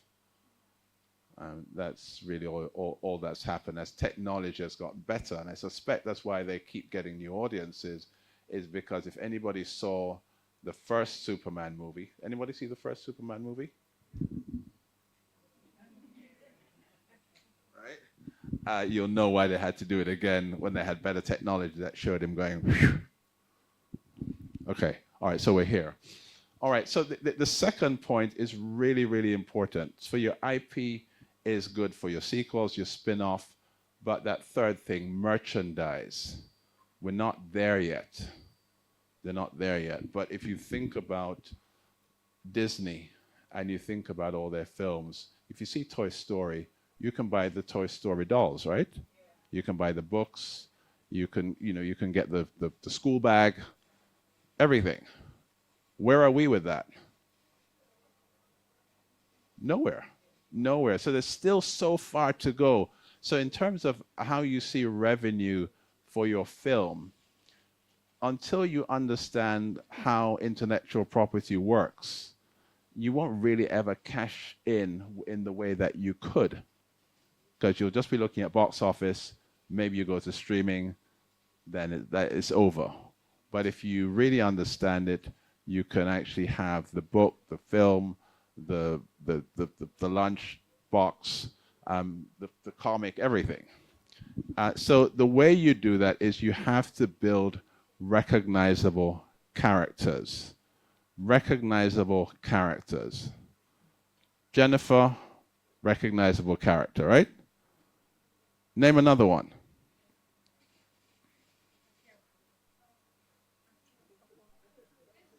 Hard, right? There might be another one, but you see how hard it is. But if I said to you, recognizable character in a Hollywood context, you'll just reel off all the Disney characters, you'll reel off all the Marvel characters, you'll reel off, so many different you can reel off a John Wick. Because John Wick is not just a character in a film, you know how he dresses, you know how he talks, you know what he drinks, right? You know everything. That's how you know it's a recognizable character, because you know exactly what that character does and everything about it. So it almost seems real to you. And that's when you can now cash that in.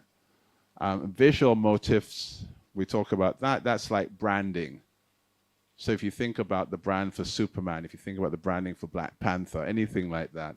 So the more you can build into things being recognizable and as part of your branding, that's how you build brand equity. Next, please. Next. Is anybody out there? Okay, thanks. So talent and creators as brand ambassadors. So a little bit like Bolana just asked the question a while ago, what about the talent? What about the people involved? Your casting choices therefore become really important. And I don't know how much, if you're a filmmaker here, maybe you can tell me, but it doesn't feel to...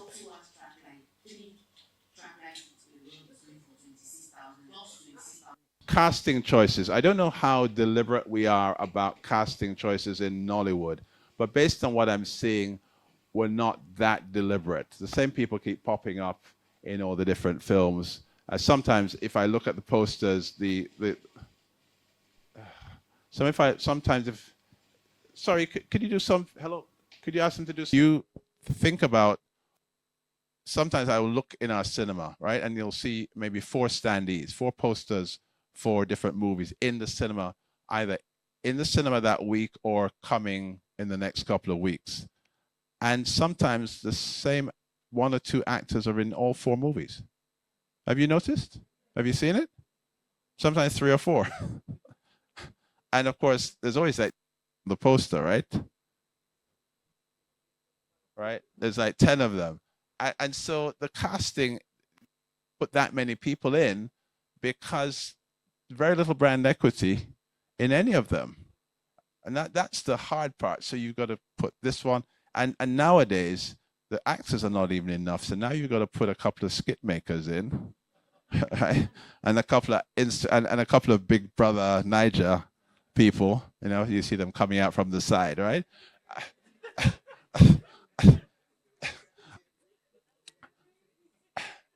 Is it just me, or have you seen that? So because there's no brand equity in the title, in the talent, nothing, right? But I believe you are more deliberate, and you have to choose between star power sometimes, and between a fresh face. Sometimes it's better to find some extraordinary talent that nobody knows and build your brand equity into that, because sometimes a fresh face is more believable. You know, if you never knew that actor from anywhere, it's easier to believe that that person is Superman than if it was Flash last week and now Superman this week. And you think, well, that's the same guy, right? So the casting choices have to be deliberate. And then once you do that, if it's a well-known person, you can leverage on their social reach. Where I probably side a little bit with casting directors, sorry guys, where I side a little bit with casting directors is the same way with casting directors for modeling, is sometimes you will cast somebody because they have 1 million followers and they've agreed to market the film with you. And so if you're a filmmaker and you had the chance to cast Kylie Jenner, would you? Can she act? Do you care? What are you after? The X million, I don't know how many, is it 10 million followers or whatever? Because what you know is that her brand equity is going to be good enough for you at the box office to start off with maybe your first 10 million people worldwide watching the film, right? Everyone's going to want to see it. Now she's no good, so what happens? But you got the 10 million, 8 million, 2 million, all the way down. And that's where so you have to kind of figure out what your casting choices are based on that. Prepare your talent for interviews, control messaging, and content creation. So that's just making sure, and I've said this to filmmakers many, many times, even if you're a small filmmaker, when you sign your talent, put the marketing in the contract. Say you will do X amount of meet and greets, you will do X amount of posts per week in the 3-4 weeks leading up to this. Once the film is out, you will do X, Y, Z. Put it in the contract, because they will tell you when your film's released, what do they say? I'm busy. I'm on the set at the moment. I've seen that happen to a lot of filmmakers. You're really good buddies when you're making the film. As soon as the film wraps, they go, I'm in Enugu. I'm sorry, I'm on set. I can't. Or I'm committed to something else. Or their own marketing. So put it in the contract, really important. But also how you control the messaging. Make sure people are scripted in terms of what you want them to say. Your brand is important, so you have to protect your brand, and that includes the messaging. Your talent won't always know what to say, and they might say the wrong things. Did anybody see that Tyler interview on The Breakfast Club about a year ago, when they asked her about the whole narrative about her being colored? Did anyone see that? And they asked her, I think they told them in advance, don't ask her any questions about race. It's The Breakfast Club. What did they do? They asked her about race. And they asked her, and she said, she looked behind to whoever was the PR person. And the PR person said, blah, blah, blah, blah, blah, blah, blah. And that gave them more fuel. And they said, oh, we like when the person behind is saying that, because now we know there's a problem. And she didn't know how to handle it. So never put your talent in that situation. And Tyler took a huge hit with her American audience, because now everybody was saying she doesn't want to identify as black. And that wasn't the truth at all. It's just that for her unprepared, what is she, 21, 22? Her as a 22-year-old, just want to sing and have fun kind of girl, to explain the complexities of what it means to be classified as colored in South Africa, and what that means being partly of Zulu heritage, Cape Malay heritage, Dutch, etc., and then break that down for an American audience so they can understand it. You can see the problem, right? But all she got labeled with it be black.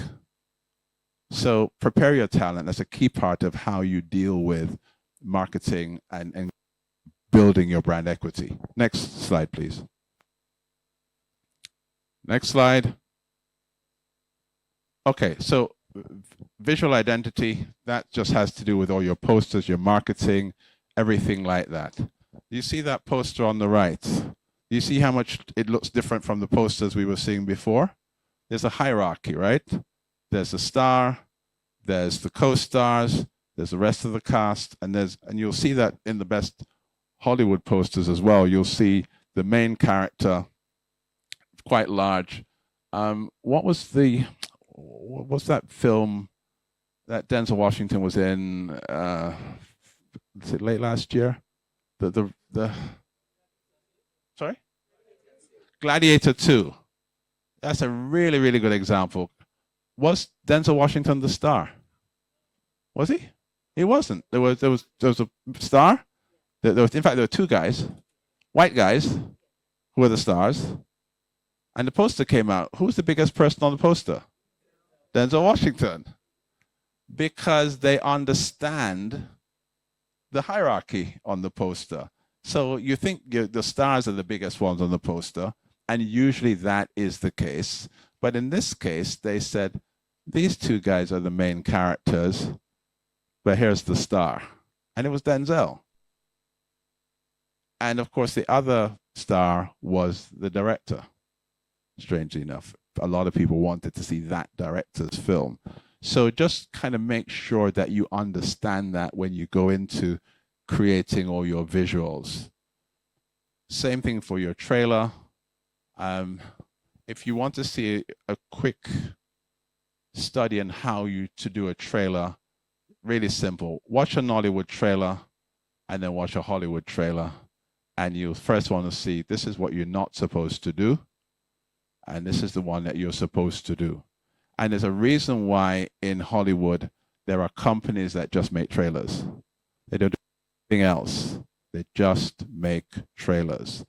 And all the sound effects, the music, voiceover,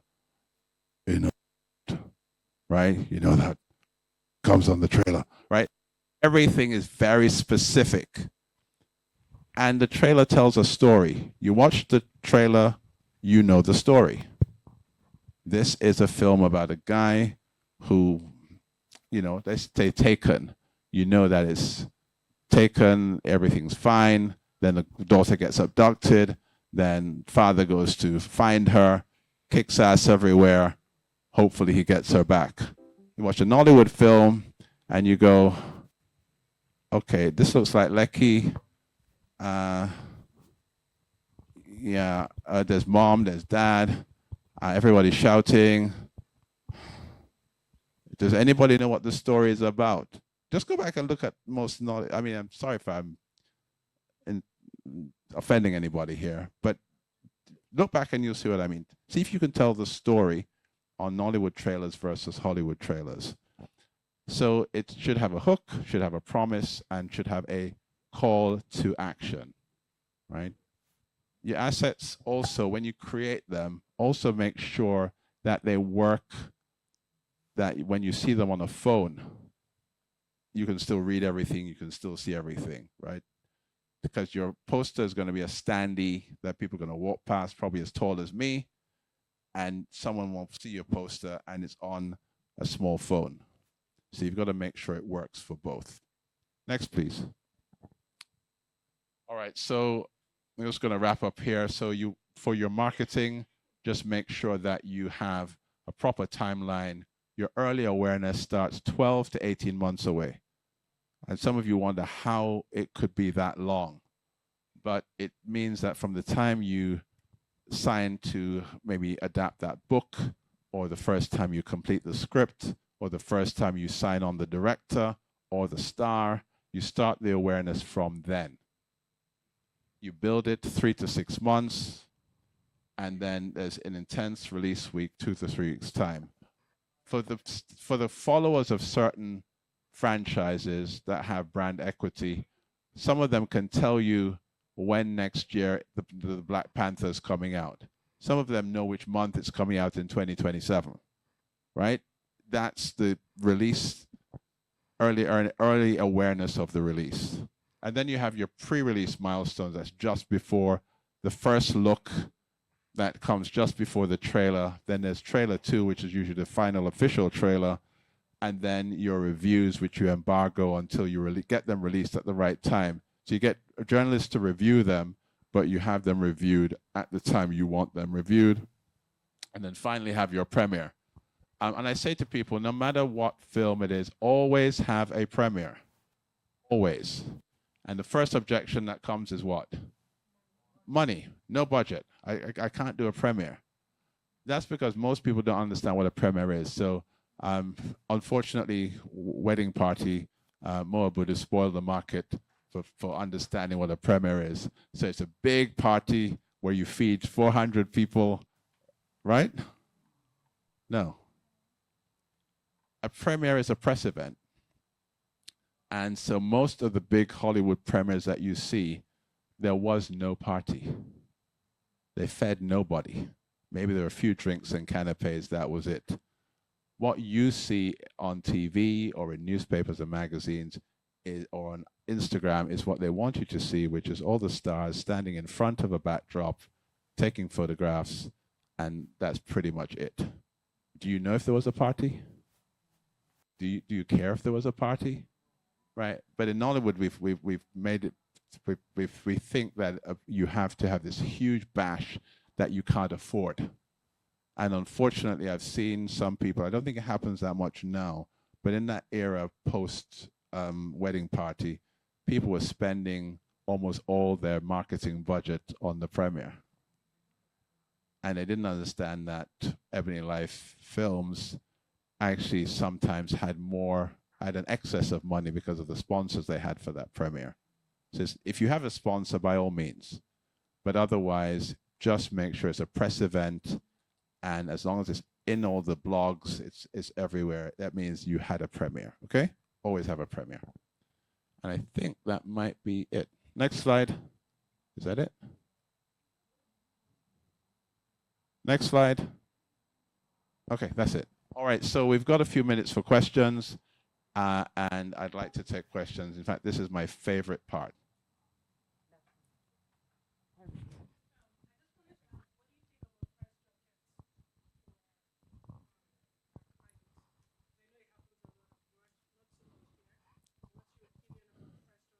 I think absolutely essential, and I've seen a few in Nigeria, not that many. So for press junket, for those people who don't understand, it's can happen in a couple of ways. And again, it should be in your contract, right? So what happens is Denzel Washington, have you seen recently A$AP Rocky, Denzel Washington, Jeffrey Wright, everywhere? All of that happened in just a couple of days. Did you know that? They just stayed somewhere and then everybody came in and interviewed them. And then they moved to London, and then all the British press did, and so they picked maybe 3, 4, 5 cities for different markets to allow the press, which are the major markets for the film, and they all are in the same place. Some of it takes place online, right, for all the people who are online, and the actor has to sit there and just take interview after interview after interview with, this is a Hollywood Reporter, this is CNN, right? And they just do that for a few days. And so that's written into their contract. When the film wraps, when it's ready to release, you're going to spend a week, and they pay them for it, but you spend a week marketing the film. And then all of that content comes out exactly, I talked about the embargo. So that content comes out when you say it should come out. Absolutely. I mean, press junkets, not enough in Nigeria, but really essential if you want to cover everybody and do everything. Yes. So, sorry, can I Yeah, hi. My name is Precious. Sorry, I don't know who's. Here. Oh, hi, Precious. Hi. So I'm talking about marketing, and you mentioned having the cast, in their contracts that they should, prepare themselves for when marketing and PR starts. Using the case of Snow White as an example and how it flopped, partly due to some comments by the actors and their positions on the Israel-Palestine war and all of that, and how that affected the box office performance of said film. How would you, if you were a studio exec, how would you react to that? And what would you say in terms of a course correction and how to redeem the film in the box office? Right, really tough. That's a tough question. I would say I wouldn't. For me, it's less about what I would do to correct, and more. Precious, you with me? Okay, so it's more about what I would do to prevent it. And this is where I talked about briefing your people, making sure they know what to say, how to say it, making sure they're on brand because it's your brand. If you just send people out to talk about anything, whether it's then they get caught off with a Israel-Palestine question or how colored or how black are you or whatever it is, doesn't matter. The preparation is the most important thing because once everything kicks off, sometimes you don't get a chance to recover. And I don't know a good answer for that one because that thing is so loaded. If you say anything that's not pro-Israel, you don't have to be anti-Israel. You just have to not be pro-Israel and you're automatically anti-Semitic. It's a tough one. I don't know if I have the answers. I would prepare for that. I wouldn't be looking at how to negate that too hard, for me anyway. For me, sir.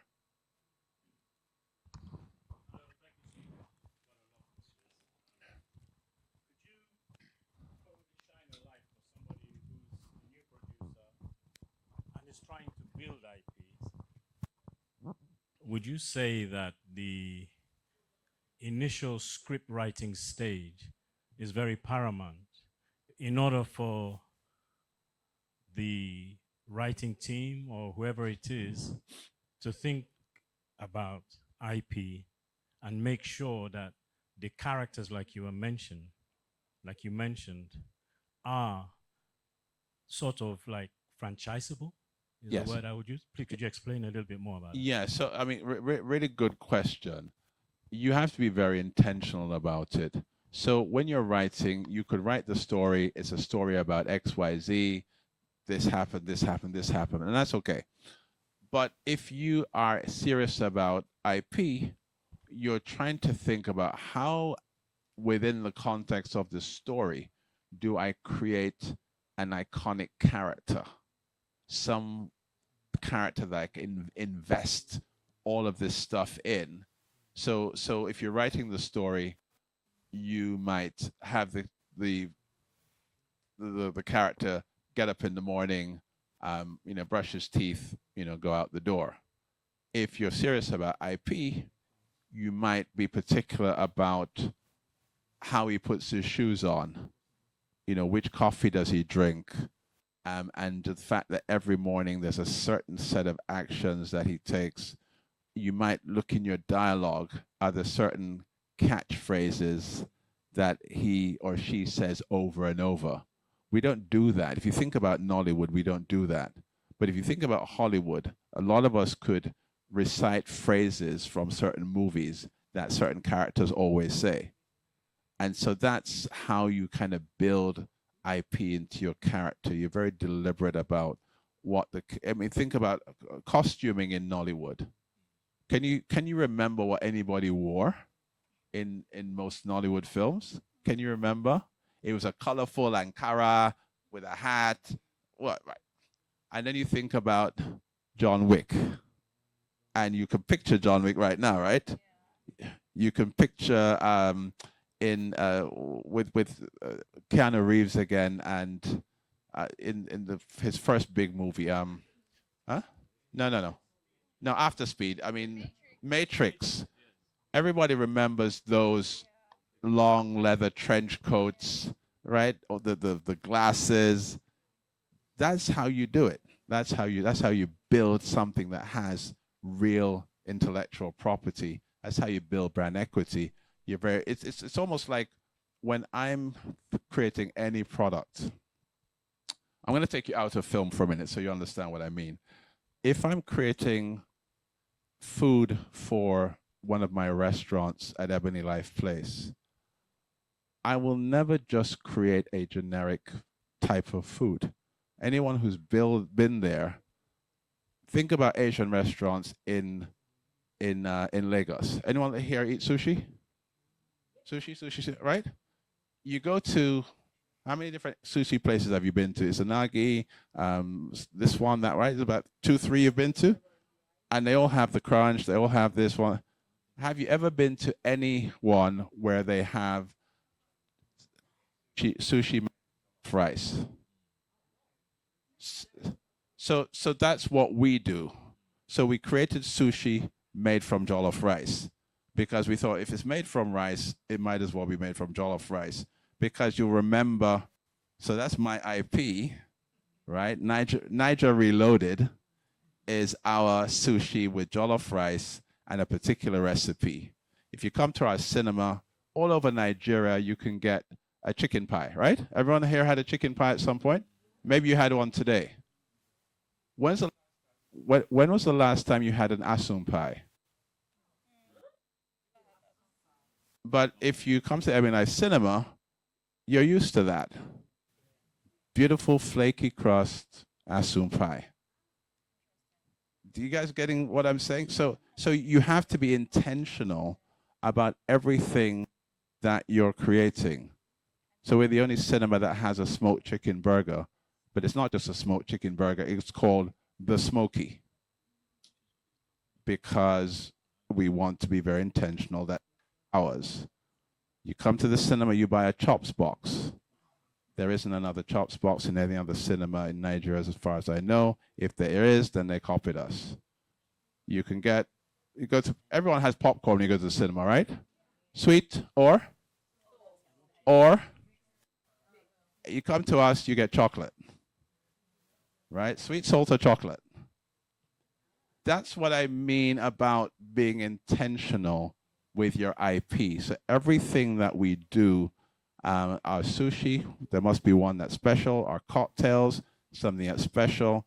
There's always something that we're doing that is deliberately just for us, that we can build it into something that's hopefully iconic. That's always the plan. Does everybody get this now? It's not just film, it's everything you do. Make sure that you build brand equity into everything. Was there another question? Hi, my name is Shalom. So when you were speaking, I got the idea that you were majorly referring to like mainstream films. So I wanted to ask, like, what does that process or what does brand equity and IP look like for indie filmmakers and people who are just really starting off and they don't really have an idea, or, you know, they don't have access to cast, they don't have access to distribution platforms. So how would you say they can go about this? If you don't have anything like that, you're screwed. No, okay, I'm kidding. Okay. so here's the thing. If you are indie, this just becomes more important, right? IP just becomes more important because how are you going to set yourself apart if you are independent? No support. And guys, let me just say this again. And again, I'll use what we do as an example. And please don't think it's being boastful or anything, but just understand what I'm saying about being deliberate. So last year, Ebony Life Cinema was the #1 cinema in West Africa, right, in 2024.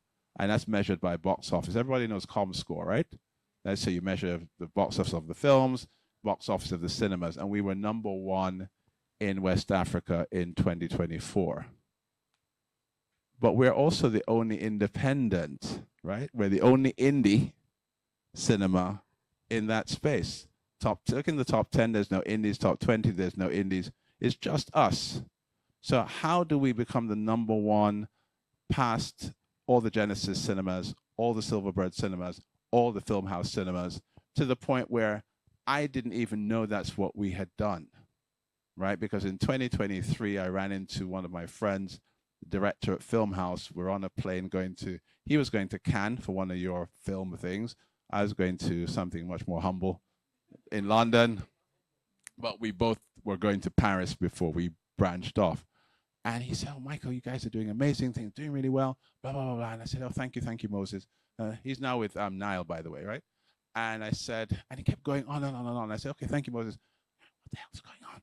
So anyway, I go on my trip, he goes on his. I get back to Ebony Life about a week later, and I say to my cinema manager, I said, "I saw Moses last week. He's going to Paris," and he kept blowing smoke, about this, how well we're doing. And she is smarter than me. She said, "I think I better check ComScore." And she came back and she said, "We're number one." And so from half of 2023 to the end, we were number one, right? Fastest growing for the year, 2 years running. So we weren't even trying to be number one, because personally, if you had asked me, I would say the IMAX is going to be number one forever until they build something bigger. But it turns out for the whole of 2024, we're number one. So as an indie, don't feel that you're at a disadvantage. That's my message to you. Sometimes it's your biggest superpower. Everybody heard of Hertz Rent-A-Car? In the States, it was the number one. And then there was a number two, right? People will know this story, they're nodding. Who was the number two in America? There's Hertz, and then, right, and the ad that the indie did, the one that was coming up, said, "We're number two, so we try harder." So for the consumer, what are you thinking now? The number one guys, yeah, we know them, but this guy's going to try harder for me. He's going to try harder to please me. He's going to give me a better deal. It's going to give, right? So being the underdog, being the indie, sometimes it's your superpower. So you have to figure out, is it the filmmaking, right? Is it the style of filmmaking? What is it that you're going to infuse into your films that makes them different? If you haven't studied him yet, my opinion is to study Spike Lee. If you study Spike Lee, you'll understand everything you need to know about being the indie. And now, of course, he's the iconic director that nobody thought he would be, because his style of filmmaking was always different, always quirky, and so that's what he used as his superpower, right? Have you watched Spike Lee films? How many? What? No, you can't. So go to school, watch every Spike Lee film, especially from the beginning, and then you understand what you need to do, because you've never seen, when he made his films, there weren't any films being made. They just, some was because he didn't have the money. And so, they had the one camera doing whatever. So, but he made that his superpower. So just try to figure that out. Okay, any other questions? Because my time is up. One more, okay. By the way, I love when this guy asks a question just because of his voice. So I'm gonna sit just to hear him. That's actually a good idea. I'm going to put you on the spot for a second. I have 3 questions for you. The first one is this. On a scale of 1 to 10, how much do you love movies? On a scale of 1 to how much do I? 10, 1 to 10. Do I what? How much do you love movies? How much do I love movies? Probably an 8 or a 9. Okay. The second question is this. As long as you've been with Ebony Life, how many of our movies have you recommended to your friends? You'd have to name the movies. No, as long as you've been with Ebony Life. Yes. How many of our movies, Nollywood movies? When you say our, who's we? Nollywood. Oh, okay, Yes. okay. All right. Have you recommended to your colleagues or your friends?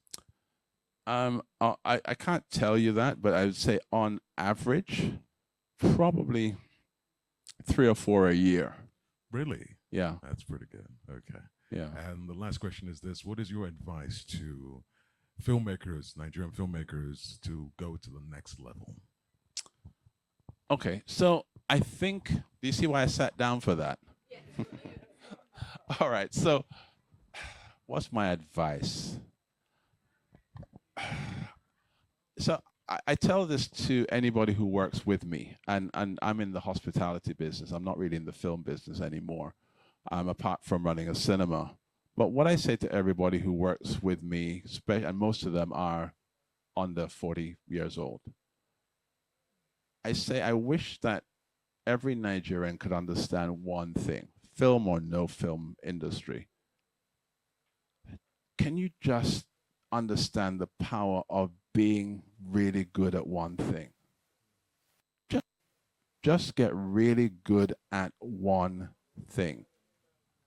Because people want to dabble. I'm doing this, I've got this on the side, I'm doing this, I'm also doing this. Who start really well and a business is coming up, maybe your real estate business, suddenly you've got a bakery, restaurant, you're doing this, you're doing that. It's strange.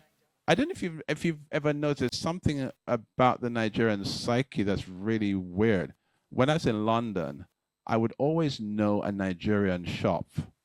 Just when I'm driving past on the bus. How do I know the Nigerian shop from any other shop? Huh? Because it's a barbers, they're doing Western Union, they're selling bitter leaf in the back, right? In London, it's a true story. So my advice to any filmmaker is just get good at whatever it is that you're doing. And half of that is studying. So like the young lady just there, the indie filmmaker, study. If you really want to be good, who were the best indie filmmakers? So study Spike Lee, study whoever else who were really good at that one thing, and try to figure out what they did that was really good. In 2016, when Mo Abudu asked me to come and help her at Ebony Live Films, which is how I entered your industry, I was supposed to be marketing films. And so the first film I ever marketed was The Wedding Party. Do you think, so it was, yes, it was a good, but the marketing that I led obviously contributed to that success. Do you think it was accidental? Because most of the marketing techniques we used were copied and have become standard for the industry today. But just think about it. At that time, the highest grossing film in Nollywood was somewhere around 150 million naira. Right? 150. And our box office was 430. 430. Put that in dollars, it's still about the same or a little bit more than what Funke Akindele is doing now. If you convert her billion, whatever, into dollars, and that 400 is about the same thing. So the question is, how did I'd never marketed a film before. How did I do it? I took an advice and I went online when I was about to do the marketing, and I said, okay, what are the top 100 box office films in Hollywood? And I studied every single poster. And then I started to notice patterns. And so for rom-coms, I realized that there were only 4 posters. There's 100 posters, but there's only 4 styles of poster out of all of them. And then I said, okay, so now I know what to do here. And then I noticed how they wrote the credits. Then I noticed how they did this. Then I noticed how they did that. And then I just replicated every single time. So as creators in this room, you've been taught that you have to come out with the most brilliant original idea ever, right? Wrong. Wrong. It's how do you take what's already been done successfully and just make your own version of it? How do you become a really good cloner? So what's the formula for a great rom-com? Watch all the great rom-coms. Study them, figure out the pattern, write what's the story arc, what sort of characters, and then just do your Nigerian version of that. Right? So that to me is the advice I'd give any filmmaker or any professional. Could you just be good at one thing? And you'll all agree with me that if we had that in Nigeria, just think about the last time you met a good plumber, a good electrician, a good mechanic who actually knows what's wrong with your car the first time. Are you guys, do you see what I mean? It's getting really good at this one thing is the secret to everything as a professional, in my humble opinion. Thank you.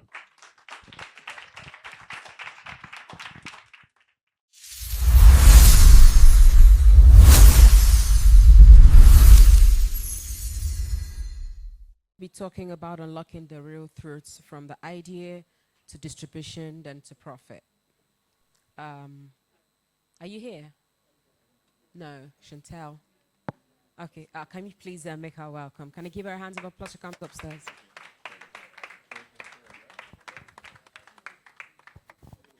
Hi, everyone. Let me put this back down. Hope you've had a wonderful day. I feel like I need to come down off the stage. So I'll just tell you a bit about myself. My name is Chantel Rochester.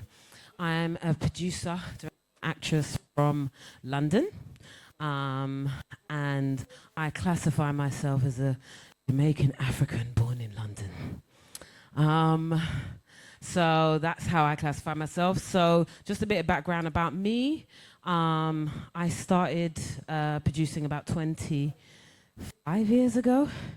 My first program was a magazine show because I felt like in the UK we weren't seeing very many people that looked like me when I was going for auditions as an actress.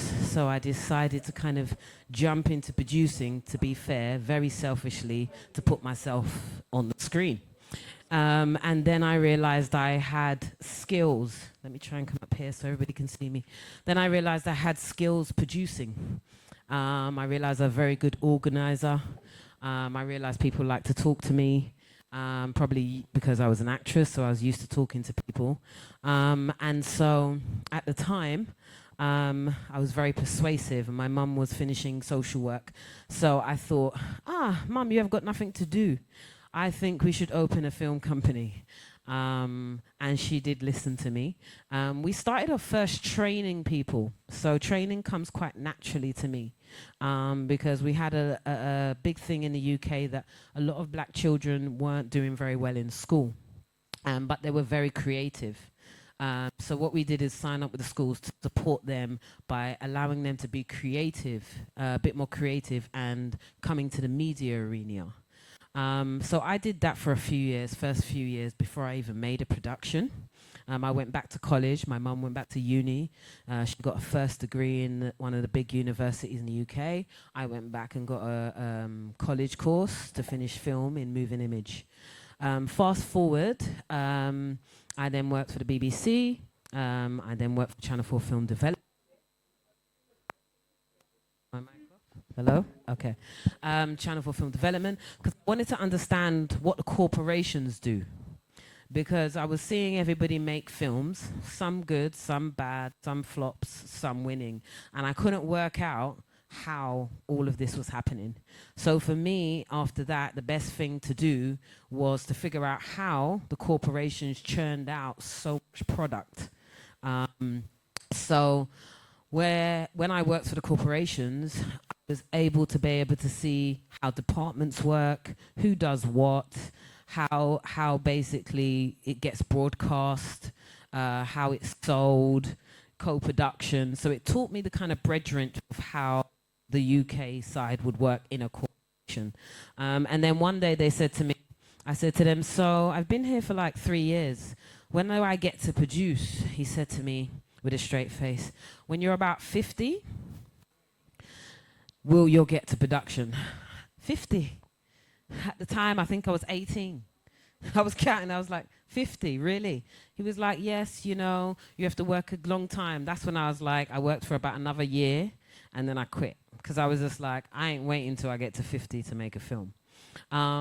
So after a few years of making different content, so I was lucky enough to do different formats. So I did commercials, I did corporate videos. I wanted to understand storytelling for brands, storytelling for film, storytelling for TV, just to understand how we sell the visions of all of these, because brands is a very good way to figure out, because brands are selling you something, right, that you have to go and buy. You know, most of the adverts are supposed to be there to promote, and they actually quantify how much that advert has helped product sales. So for me, it was like, okay, because I was always brought up, my mom is in terms of focusing on making money, you know. So it was a focus of, if you're going to do something long enough, there's only so long it can be a passion project. There's only so long it can be a side hustle. After a while, if it's going to become mainstream, it has to make money. So that's why I went into that. And then I realized I was very big in those areas, but when people kept talking to me about storytelling for film or TV, I hadn't really made anything on my own. It had all been straplined under the companies I was working for. So I decided that it was time to make something of my own. So I had accumulated a few friendship groups of writers and producers and so forth, and I spoke to a writer. We made our first film. Our first film that we did, we raised £500,000 for it. I know it sounds like a big budget, but in London prices, it was like micro.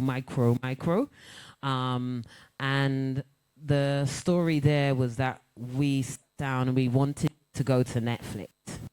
So what we did going to Netflix is we sat down and watched nearly every single Netflix film for about 6 months.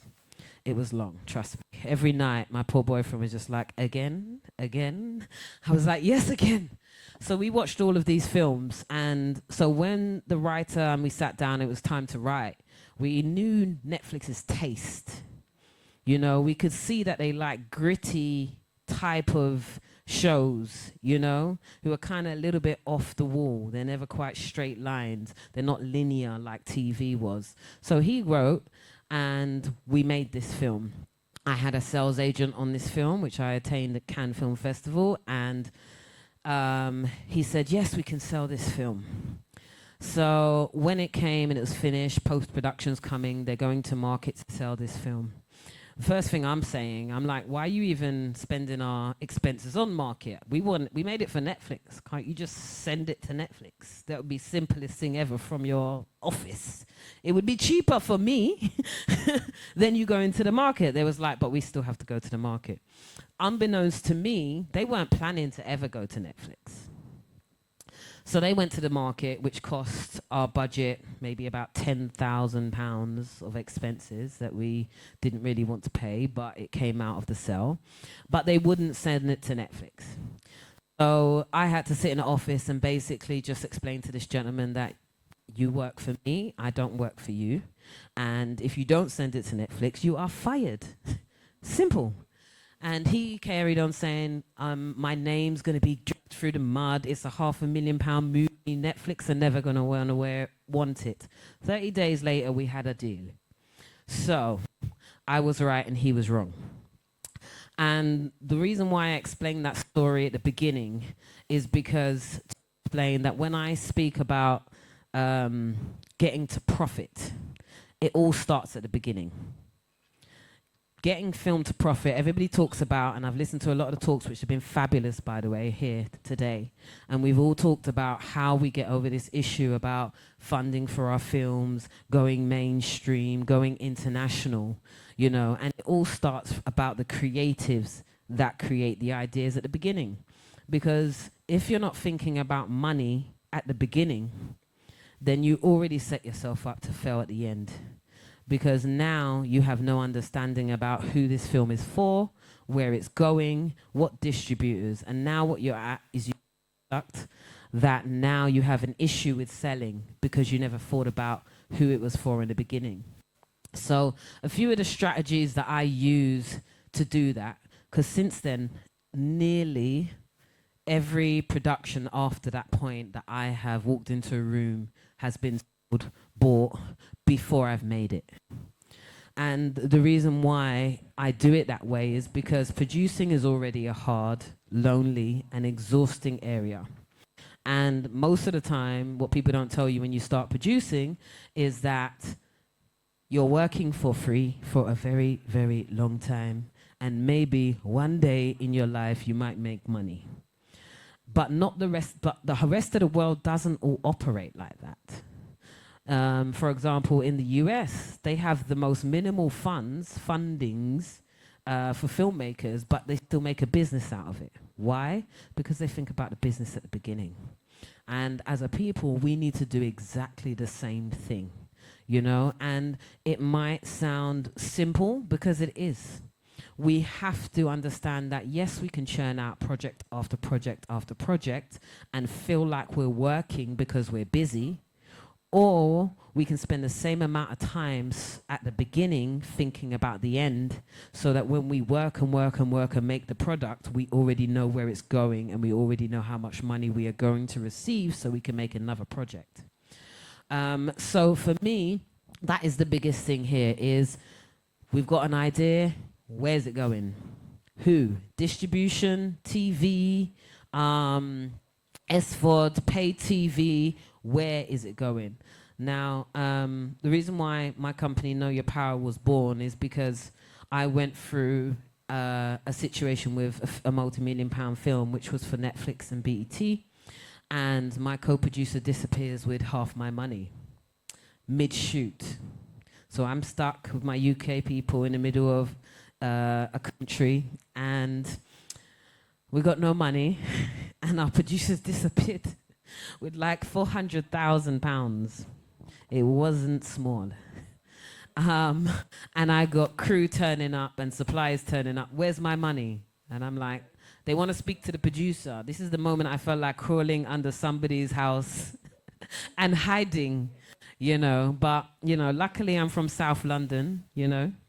If you don't know what that means, you know, it's a bit of the street. So I was able to just put on my hoodie and my trainers, and I was like, all right, I'm going out there and come out there and sort out this situation. And the reason why I bring that situation why it's so important is because it was the first time in my whole career that something had gone wrong.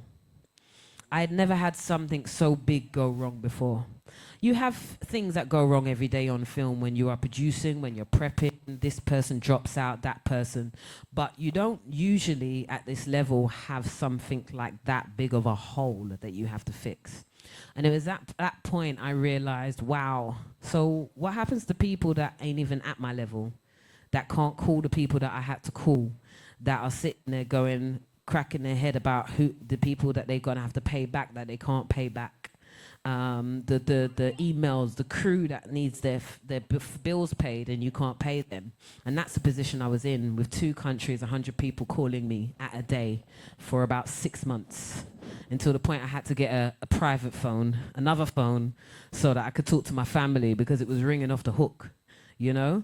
And it was at that point where I was just sitting there and I was just thinking, speaking to one of my friends who's much higher in the industry than me. Lucky I had her. And she was just saying, this happens all the time. It happens all the time. And it doesn't matter what level you're at, whether you're at £1,000 level of a film or you're at £100 million level of the film, it happens to all of us. Because as producers, there's no unions, there's no support, there's nobody to call. There's nobody you can call if you don't have a rich father or mother to say, can you bail me out and send me £350,000? So it was at that point that I thought, wow, okay. And then on top of that, when I was talking to her, we were talking about, well, what would we do? How do we help other people that are going through something similar? Or how do we help them better still, not make the mistake at all? Now, I'm going to tell you one of the parts there of why I thought like that, because that was the first time, I've done many more before, that I did a co-production. Yeah? And I'm going to go back to that because the first thing I can say about it was research. That's what I should have done. I should have done more research on who I was co-producing with. I should have done more due diligence of how many budgets they have actually handled. You know, so the reason why I say it was born out of pain, because I was depressed for about a week. I had people calling me. I had people calling me a thief. I had people, even though it wasn't me, but it was my project. I was attached to it.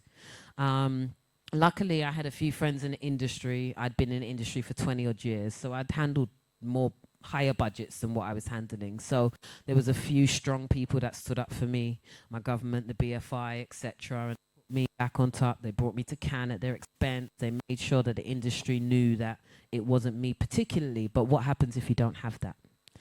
So Know Your Power supports at the beginning, at packaging, at budgets, at different levels. And the reason why we've got these particular levels is this is where we felt people needed the most help.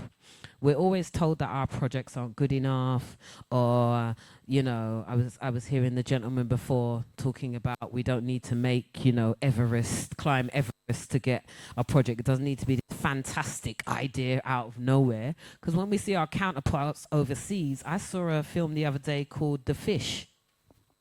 I was like, and? Like, it's a fish. How did you get £1 million to make a thing about this, the seaside and the fish? No, it's serious. So it's not about us just having to pick these big, great ideas. But what it is about is us having to think about how the money is going to be made on the film before we make the film. And how we do that, I have a few different strategies, but one of them I'm going to share because I know we don't have much time. So I did have a slide and to go through, but I think I'll just talk it through with you guys. And then also if there's any questions, you can ask me. So what I would say about this is think about the end. You know, I don't take on a script at ideas and people come to me and go, I've got this fantastic idea. Okay, great. Who's it for? And I'm not just talking about audience, I'm talking about the financial who's it for, meaning who's paying you for that idea? Who's paying you for that script? Because realistically, if you're going to do this after a certain amount of years, I don't want to be old and grey before I've made Hollywood standard or Hollywood money. So if you're not going to wait that long, you have to start thinking about that part of the money rather than the creative. Rather than just the creative. So my first claw, first of all, and it also tells me if I want to work with somebody, is you got an idea or a script, where's it going? Meaning who's it for? I know we talk about the Netflixes and the Amazons, but we have 50 plus black-owned SVOD and pay companies in this world, if not more. Most people can't name me more than the Amazon, the Netflix, and a few others. You know, so research is where we start there. What is the idea that you are bringing to the table? And what channel is it best placed for? Because as far as I'm concerned, the world wants to see African and black content. The problem we're having I'm having the meetings with distributors is that what they're getting presented is not at the level that they can take it to their bosses. So I was doing a talk yesterday and I was saying, if you think about it like this, the person you approach in any of those companies, they get that's their job. They don't own the company. So what they have to do when they get your project and all of these projects is they actually have to champion your project in a room full of their peers and their boss. So they have to take your project. They have to know it well enough to take your project into that room, sit round a desk. When it's their turn, they have 2 or 3 projects in front of them, and then they have to go, I want this project to be financed or developed by us because it's this, it's about this, it's going to cost this, it's going to do this, and it's going to go here, and it's perfect for our audience. If we haven't sent them any of that information, how are they going to be able to do that? And if they get it wrong, they're fired. So this is why we start to have this gatekeeping issue, as well as the other racial issues that we won't get into. We'll just keep it business, film business for today. But there are some good players in those fields. The problem is that they don't know enough about the project because you haven't told them or given them enough about the project. They don't believe in the budget because you haven't thought too much about the budget. They don't know the actors, and those actors that are in them are not their network because we haven't researched who their network invests in. So I do a lot of work at the Know Your Power side, because what we do, if you go on to our services, which should be great, we do different types of services for packaging, and I'm going to walk you through them now. So distribute your creative clinic is what I've been doing next door, which is just a 30-minute conversation about where you're at with your project, what do you want to do, what's the idea, what's the next step, and I advise on that. Our live working section is about booking, and this is where we get into the real part of it, sitting down with us online and going through your budgets and doing the budget. I expect you to leave with the budget after booking an hour or two with me, so you actually can move on from your next stage. Because what a lot of the industries does to us is they put on all of these fantastic events in all of these great festivals. This is not one of them. This is a really great festival, but the other ones. And they go, come to us because it's great. We're going to help you. You're going to come and do all these things. And then you come back home and you're still in the same position with your own project. You've learned all these great things. You've got all these cards. You've met all these fantastic people, but no one's actually helped you with your project. And that's why we're not making enough projects at certain levels, because we're not getting through the work to do them and getting the information we need instantly to our bed or our front room. So that's what we're about. Know Your Power is to just we basically help you do all the documents you need for your packaging. If you need help on where to send them to, if you need help on researching what you need to do to get to where you need to go, international, local, so forth. We also have some packages that we're doing here. We've been next door with doing some 30-minute live sessions and stuff, and we have a competition to be able to win a full £2,000 package with finance, ROIs, etc. for your projects. So please have a look at that in your own time. But I'll get back to this story. So distribution. So the first thing I'd say, if you came to me and said to me, okay, what I got this idea, what do I do? Distribution, who's it for? Research the companies that are available for your idea. Research them, please, because we keep going with our begging bowl like we need help. We don't need help in that way. They need to respect you and your project. And the way you get them to do that is understanding who you're going to. Because I get emails every day that says, I got an email the other day saying I'm doing a white hooligan film with 20 guys involving a big fight scene about football. I make black productions. It says it on my website. So obviously that got deleted from my email. We waste a lot of time like that because we just think, okay, look, somebody said to me they paid for 100 distribution lists. And they sent out their project to 100 distributors and no one said anything. That says it all. You know, you've already blackballed yourself. All those distributors talk. So while they're in a room at one of the festivals talking, going, oh my gosh, did you get that project as well? I got it as well, and Sue got it as well, and Kate got it as well. And we do comedy, we don't even do horror. This is what's happening to us, is we're just sending it. And we're not being mindful that the film business, because it's creative, it's a business. So the first thing is research who you're sending it to, number one. Make sure that it aligns with what they've put out. You can look online at their library. You can look online on all of the things that they've pushed out. You can watch their programming, make sure it fits. Once you know that it fits, then look further into the companies that it fits to and figure out who is the person that intakes those scripts. Now, one of the stories that I did, which is one I told yesterday, was about I wanted to do a film and I wanted it with this Channel 4 film production company, and they just weren't answering my emails. So I decided to put on a red dress, and I found out where their panel was, talking at an event, And I went there and I sat at the front. And then I was the first person up to them before they got off the stage. I said, "Hi, can I give you my card? I really want to work with you, blah, blah, blah." He said, "No problem. I'll send you an email." Okay. 4 weeks went past, no email. So I found out where he was again. So I put on a different red dress, but I sat at the front again and I said to him, I sat and waited. And then I ran up to him again. I said, "Hi, you met me at the last event last month, but I didn't get an email from you. Really would like to work with you, spend 2 minutes to tell you about my project, etc., etc." He was like, "Yep, no problem. Give me your details. I'll email you." You can guess what happened next, right? He didn't email me. So I waited for the next event. And I sat right at the front again in my third. Imagine, this is free red dress I'm buying for this guy right now, you know. I sat at the front again. And literally, as I'm sitting at the front, he's speaking, and he looks over at me and he starts laughing. And he takes the mic and he said, "This girl is one of the most persistent girls that I have ever met in film.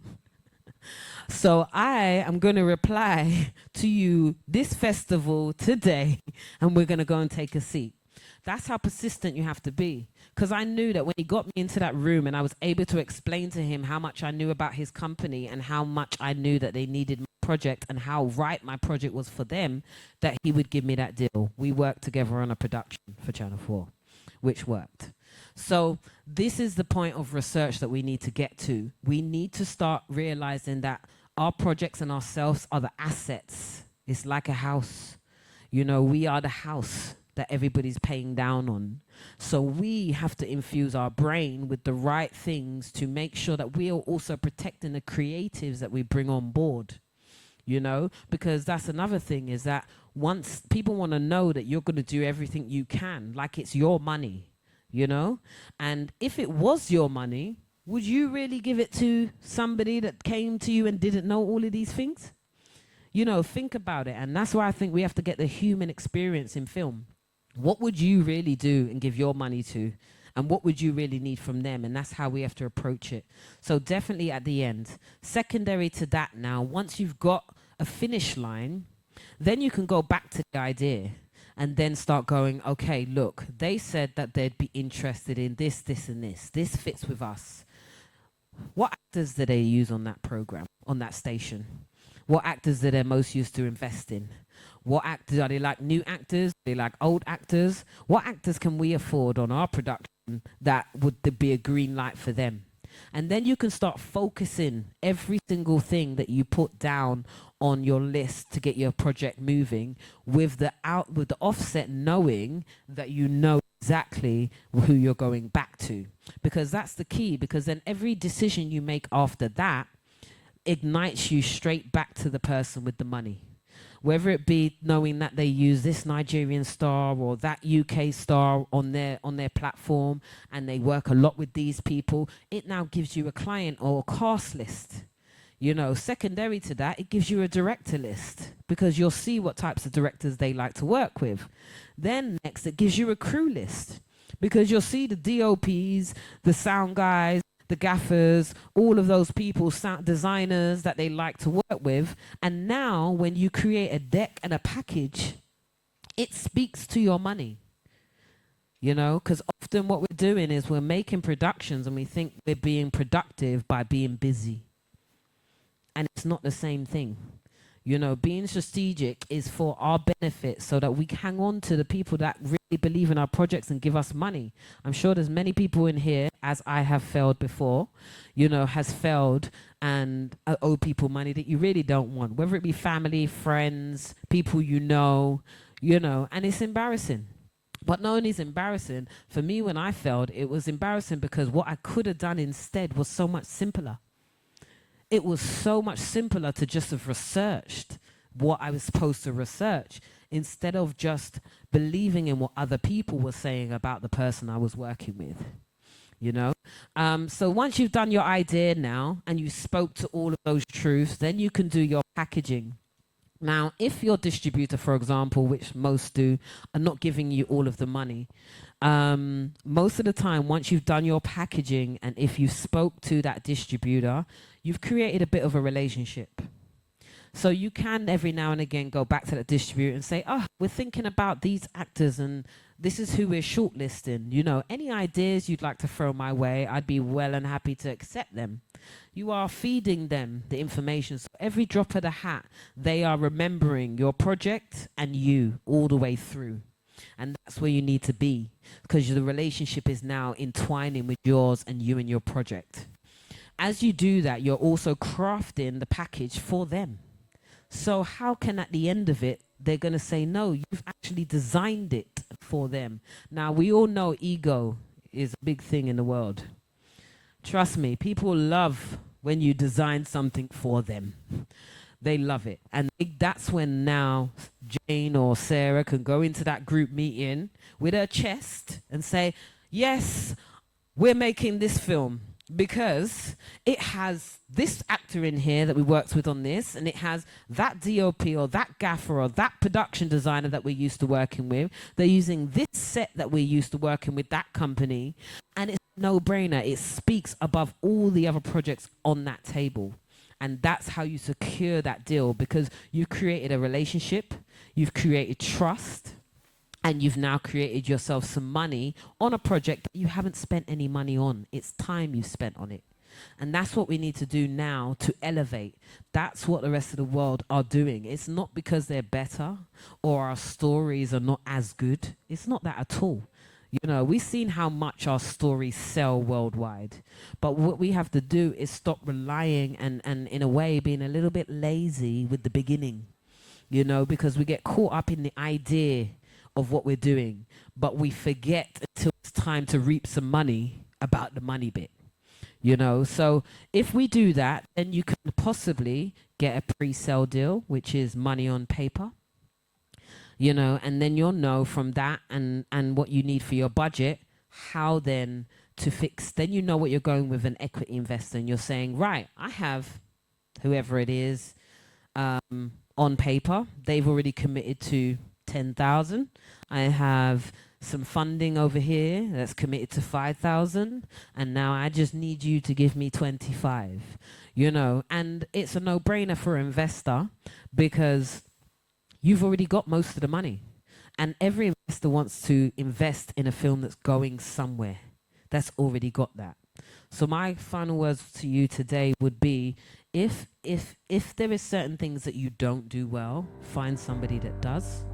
If not, Know Your Power is there to support you. We work real time, so if you do come to my Know Your Power, myself or any of the participants on there, we are very real. We're real down to the bone that you might not like me very much, but you will like me when you start to make some money. So I don't mind if you don't like me at the beginning, as long as you like me at the end, you know. And I'll leave with this closing remark, you know, we really do have to, I think change for me and for our people is just thinking about ourselves as the product and the finance at the beginning. We don't need additional help. We need to walk into those rooms like we own them. We need to walk into those rooms like our projects are not subcategory. We need to walk into those rooms like we are the boss. And the way to be able to do that and speak the language of the people you are speaking to is to know your stuff. So that's why we created Know Your Power, so that we can empower you so that you can pass that on. And I can guarantee a few projects are made like that, you will understand, and it will start to be passed through our countries. If you want to book any sessions with me, I'm usually in the Kano room. Our website's www.knowyourpower.co.uk. I have cards if anybody needs some. Thank you so much for your time.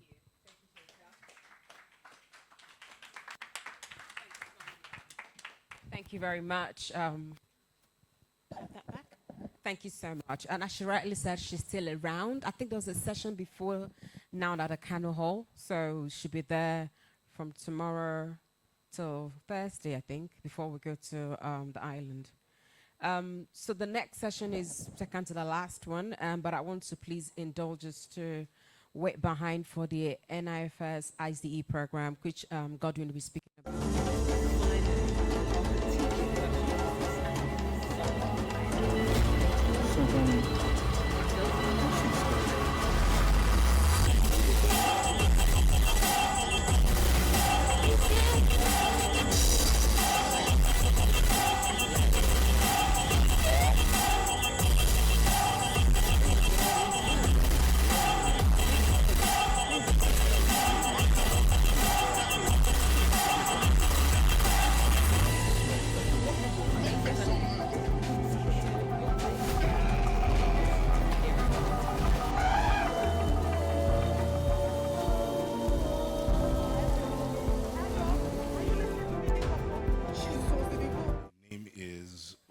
Okocha. I'm a movie producer, award-winning movie producer.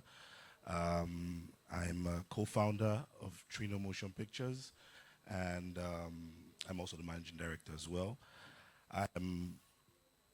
So I'm really here to tell you about, I mean, it's the first time I'm really going to be talking about our company and, you know, our operations.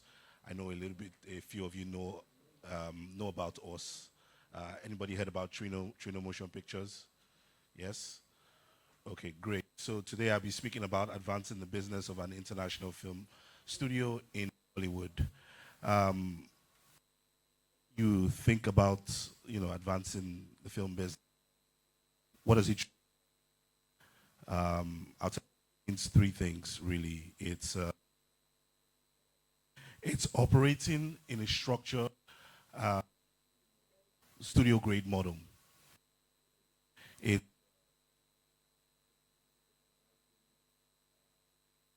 side and but the business, finance, distribution, and partnerships. And lastly, it's producing films that can stand side by side with global cinemas while still staying rooted in African storytelling. That's essentially what it means to advance the business of film in Nollywood. But how are we doing that at Motion Pictures? Doing it through we're doing it through structure, and we're doing it through a studio system, really. I had a presentation here. Hopefully, that's going to play at some point.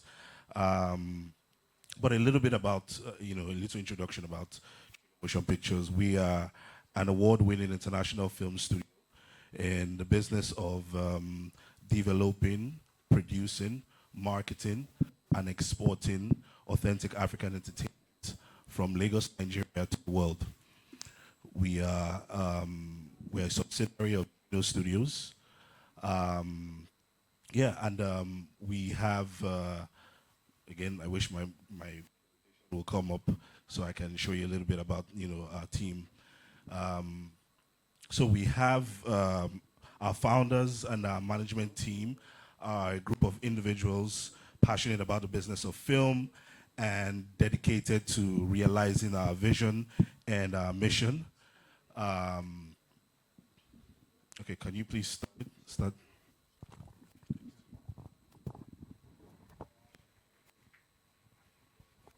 Okay, yeah. Okay, next slide, please. Next slide. Next slide. Next slide. Next slide. Okay, yeah. I mean, over the years, we've built a reputation for making critically acclaimed films, and it's earned us award recognitions.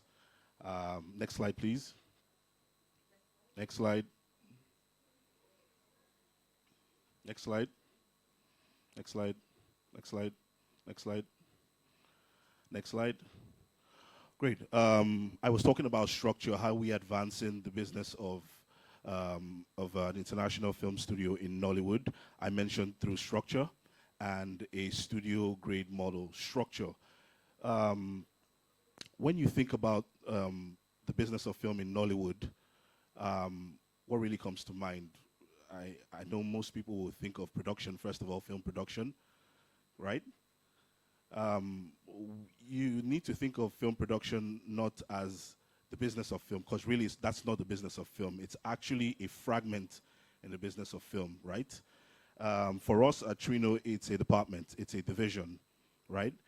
What our operations really follows a global discipline through a divisional structure that guarantees that we can develop, produce, market, and export a pipeline of films. So a divisional structure, you have a development department that will develop scripts regardless of whether those scripts make it to production this year or the following year.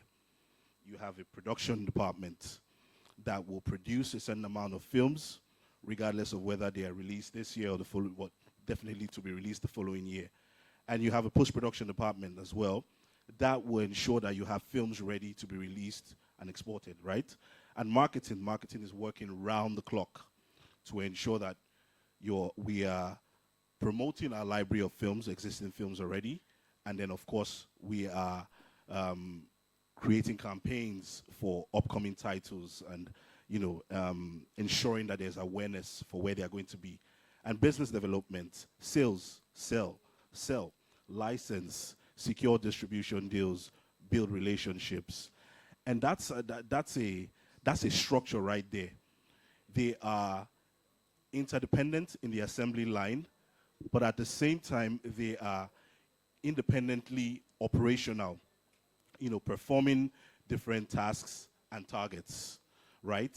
And then you have office support as well. Professional support is what I really like to call it, is that human resource. Human resource ensures welfare. Has anyone ever heard of production human resource? It's not something we're familiar with in Nollywood, right? Yeah, but that's where we operate at Trino Motion Pictures. We have a human resource department that is concerned about welfare, is concerned about safety, health, insurance, and then accounts. Accounts is not just financial projections. It's not just filing reports, but then you have production accounting as well, production support, financial projections, and then there's legal. Legal is working around the clock to ensure compliance. On the average, you have legal operations from development all the way down to business development. We are doing an average of 150 contracts a year, and that's a department that is constantly ensuring that we are mitigating our risks. And then of course there is admin, which is also support and infrastructure. Next slide. Now every studio, even in Hollywood, every studio has an operating advantage when you think about it. A lot of operating advantages, but for us at Trino Motion Picture, we have a lot of operating advantages, but I really just like to focus on three key operating advantages that we have. First of all, we have access to high-grade equipment at low prices. Through our parent company, Trino Studios, we have access to equipment, film equipment, infrastructure, studio facility, grip trucks, and so on. And then, of course, second operating advantage is we have a library of scripts. Remember I was talking about structure, about the development department. It would function and develop scripts regardless of whether they make it to production this year or next year.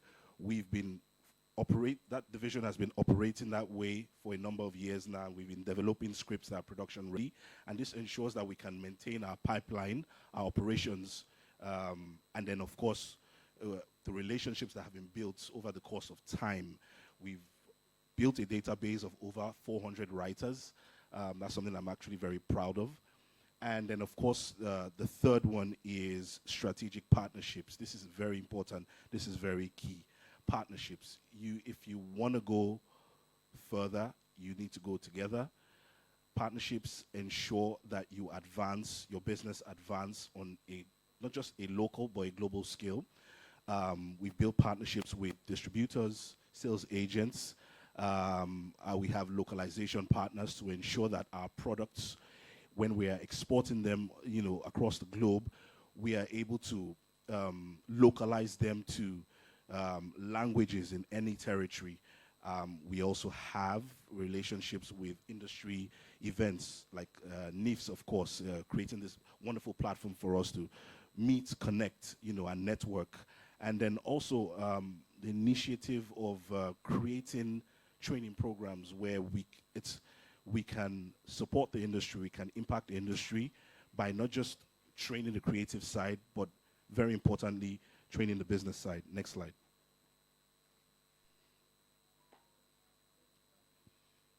Okay, great. So I mentioned structure. We're advancing through structure. And what's the kind of outcome you expect from advancing through a business structure? I'll tell you. Increase the efficiency, right? You have a steady workflow, better communication. You have divisions that are independent of each other, but at the same time, they are interdependent. There's better communication, there's clear communication, scalability.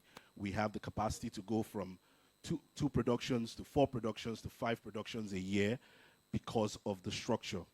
Strategic alignment, stronger strategic alignment.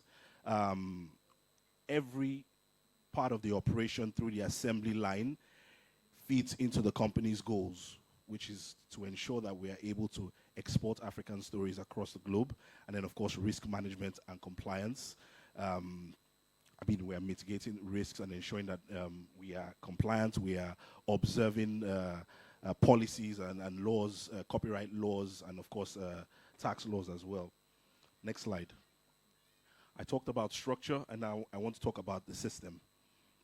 System, I know, is familiar if you're familiar with the studio system. The studio system really is develop, produce, market, and release.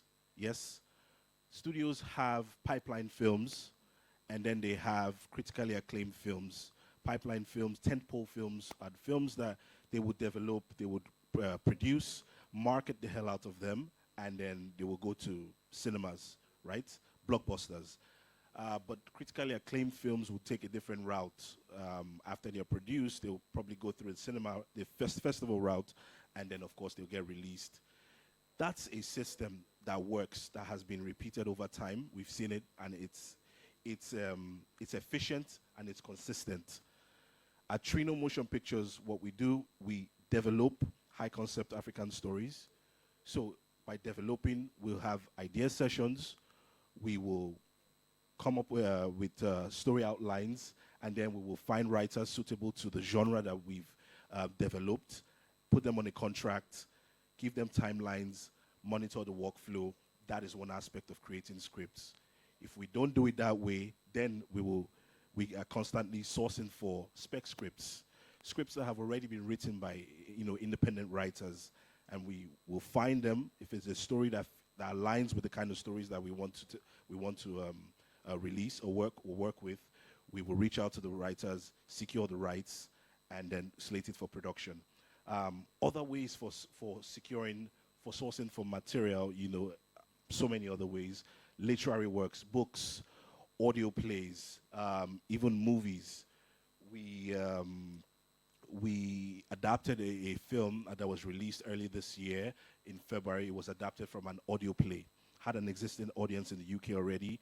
We made a Nigerian version, and then we released it in Nigeria and in the UK. And then when all these tasks are performed, of course, all our IPs, our intellectual properties, the scripts are copyright registered with the Nigerian Copyright Commission. And then production, of course, moving to production. Once a script is approved for production, then the production division just goes into overdrive.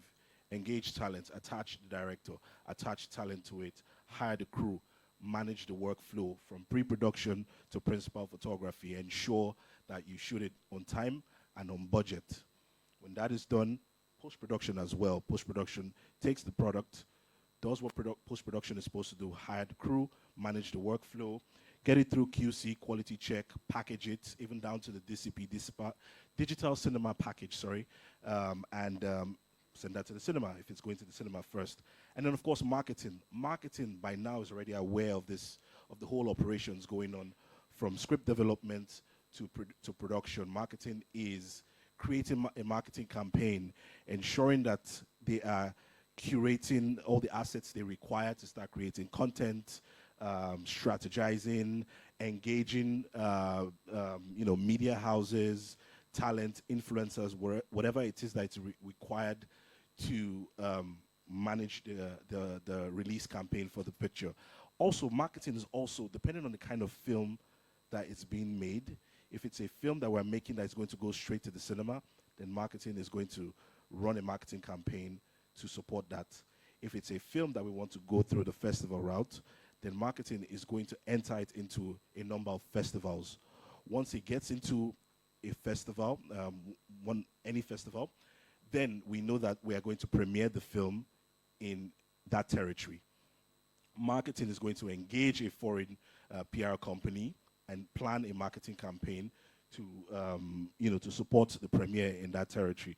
Festivals are a great platform to showcase African stories on the global stage, and then of course the last stage in the process of the application of the structure is exhibition. We get it to the market, we get it to the audience.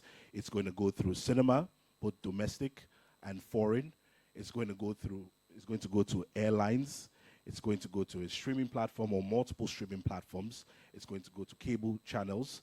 And for us, we are relentless when it comes to ensuring that our films are accessible on multiple platforms. Whether it's in the air, on land, or on sea, we will ensure that our products are accessible to its markets. Next slide, please. Now, advancing through our motion pictures, the kind of films that we've made over the years have been very intentional.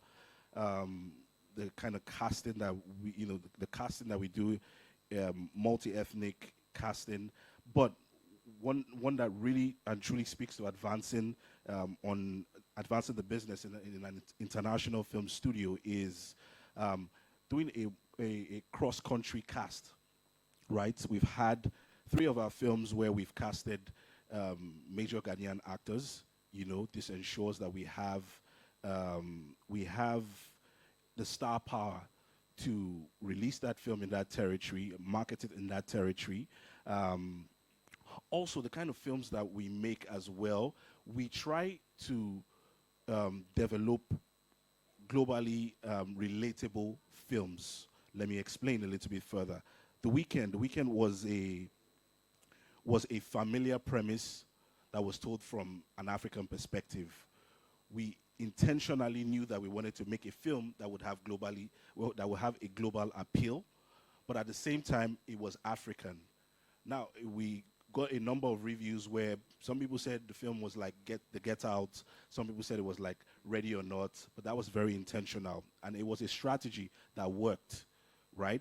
What happened for us was that when we released the film, we premiered it in New York, and it's gone on to be showcased in over 25 festivals, and that's 25 territories across the globe. That's 25 premieres across the globe. And that's advancing through a film. It's the intentionality behind it. It's crafting the story from the beginning. It's positioning it. It's knowing exactly what you want to do with the product and ensuring that you put the right tools, you put the right minds behind it, and of course the right system. Next slide.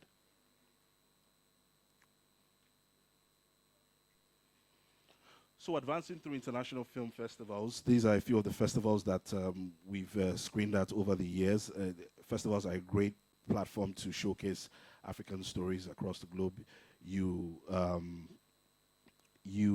can't imagine the kind of opportunities that you would find at international film festivals. It's not just showcasing your film, it's networking, it's connecting, it's building a footprint, for new territories, new markets. And this is one way that we've discovered and we're using to advance, our business in film. Next slide. Advancing through distribution platforms. Over the years, we've utilized all these platforms and much more. And why it's important that films are accessible on any and every platform, right? And it's, like I mentioned, it's not just being able to access our films and watch it in English. We are able to dub our films in French, and soon we'll be dubbing our films in Yoruba and Igbo and Hausa, whatever language it is in demand for. And this is, having these partners, having these platforms, it really ensures that, your product is seen. It also gives you have a certain prestige, when you're associated with this kind of product. We recently just got a new market that we'll be making an announcement in a couple of weeks. We're very excited about that. But advancing through distribution platforms is key, because when you think about it, you ask yourself, take SBS for instance, SBS Australia, all the way in Australia, can you imagine the demand there is for African content all the way in Australia, right? You know, and it feels good to know that, you know, you're on a Virgin flight and you can watch a Nigerian film. You know, this is very important, and this is our part of our strategy in advancing our business. Next slide.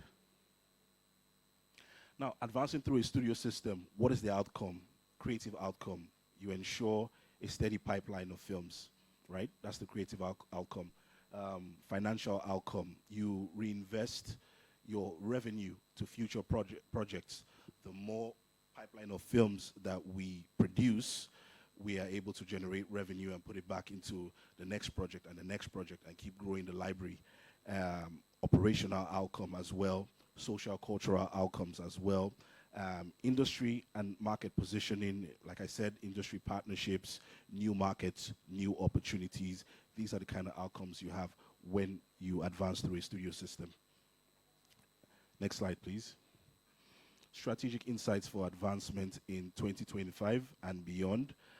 New content forms. Up until now, we've been in the business of film, but we are looking to expand our product line to web series, animations, TV series, and these are new content forms that we'll be developing, producing, and exporting in due time.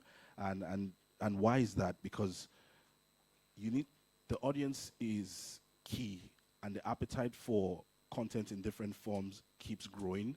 So it's important that as a studio, we need to be able to guarantee those offerings and not just be stuck on one kind of product, which is why new content forms is a strategy for us for advancement. And then greater collaborations as well.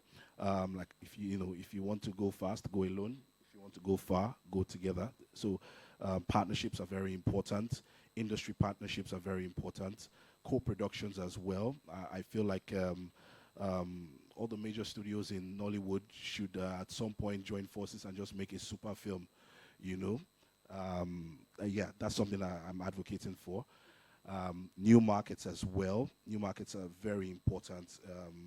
Like I mentioned, you wouldn't believe the appetite there is all the way in Australia, looking at, you know, people that are excited and hungry for African content. So for us, we are always looking for those type of markets, those new places that we can export our films to and we can showcase African stories. Next slide. How can you be part of this advancement? Finance, invest in film. That's how you can be part of the advancement. Sponsor training programs like the ISDE. You know, like I mentioned, there are a lot of master classes and workshops on how to be a producer, how to be a director, how the creative and technical, the technical side of film production. Nobody really focuses on the business side, which is very important, and that's something that we identified with Nifs, and then of course we jumped on that immediately, and we're very proud of that. Invest in production infrastructure, very important. I mean, we've heard it. I'm sure we heard it today. We're still going to hear it again. We need more cinemas. For one, we need studios, more studios that can give us more infrastructure, more sound stages, maybe backlots. That would be great. Distribution, of course, invest in distribution infrastructure. Of course, we need more distributors, more more platforms, that we can showcase our films on. Exchange resources. I feel like more distributors should exchange resources. Yeah, it's a market for everyone. It's not a market. It's not a competitive. There's no competition. There's no need for competition because everybody loves films. Everybody watches films. There's enough for everyone to go around. Encourage new players through association membership. I feel like a lot of people talk about the distribution problem in Nigeria. Distributors are not doing enough. There are people that want to go into the business of distribution. So, why not just do it? Collaboration, co-production partnerships, share information resources, and support industry events. I believe this is how you can contribute to the advancement and be part of it. Thank you.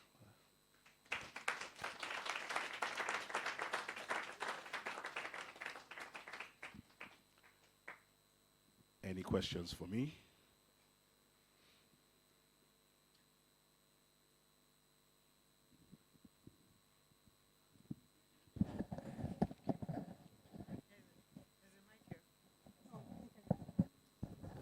Good evening. Sorry, should I sit up? Oh.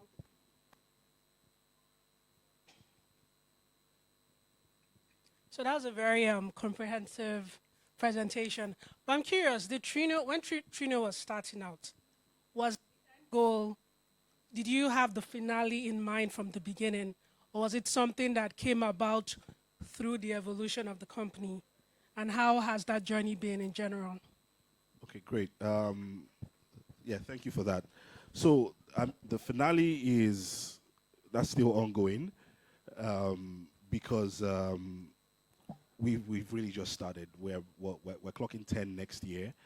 For me, that's a baby company. For us, we're still young, but we've evolved over the years.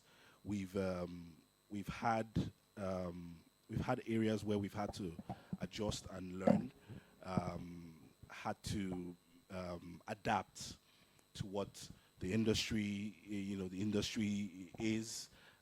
But we haven't stopped, or we haven't changed what we've always believed that a film business enterprise should be.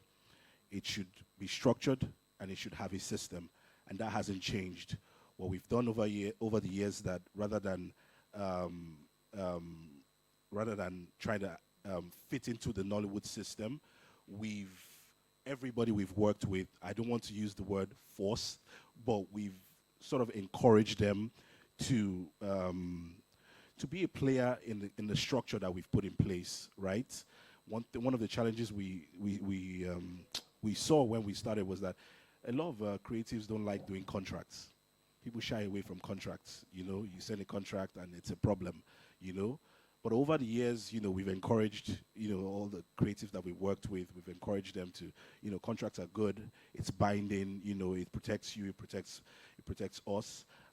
Another advancement that we've done is that, whenever we engage a writer, we acquire a script. Before we read a script, we encourage writers to copyright register their scripts. Protect your work. This is very important. Like, we want to read anything that is not copyright registered. Other things, ways that we've adapted, and we've grown with the system, is we encourage creatives to join associations, because if you want to release a film in cinema, your director, your producers have to belong in an association. If the creative is not a member of that association, we're happy to cover the cost, just to ensure that they comply. And these are the ways that we've sort of managed the ecosystem. But have we changed? No. What we've done instead is we're just expanding, we're scaling slowly but consistently.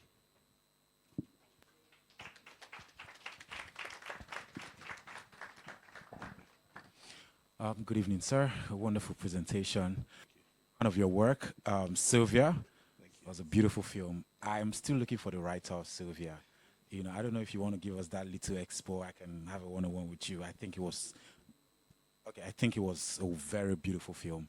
I'm an actor who is very particular about stories, and probably that's why I'm on this side as well, because I want to see us tell beautiful stories. And I can tell that I've also seen a couple of your works as well. I mean, I liked it, Sylvia, because the story depth was really beautiful. But I see that you've kept that pattern as well of telling really beautiful stories. But I want to ask one question, especially for someone who's coming in on this side, on the business end of making films. What is your biggest failure as an executive? I know you're not a creative like myself who's coming into that space. So you're probably a businessman who understands the business of film. But one thing I know is that before you can find stature, you learn from a lot of failures, right? So I really want to be able to pick up on that from areas where you failed, because a lot of time people don't see that, right?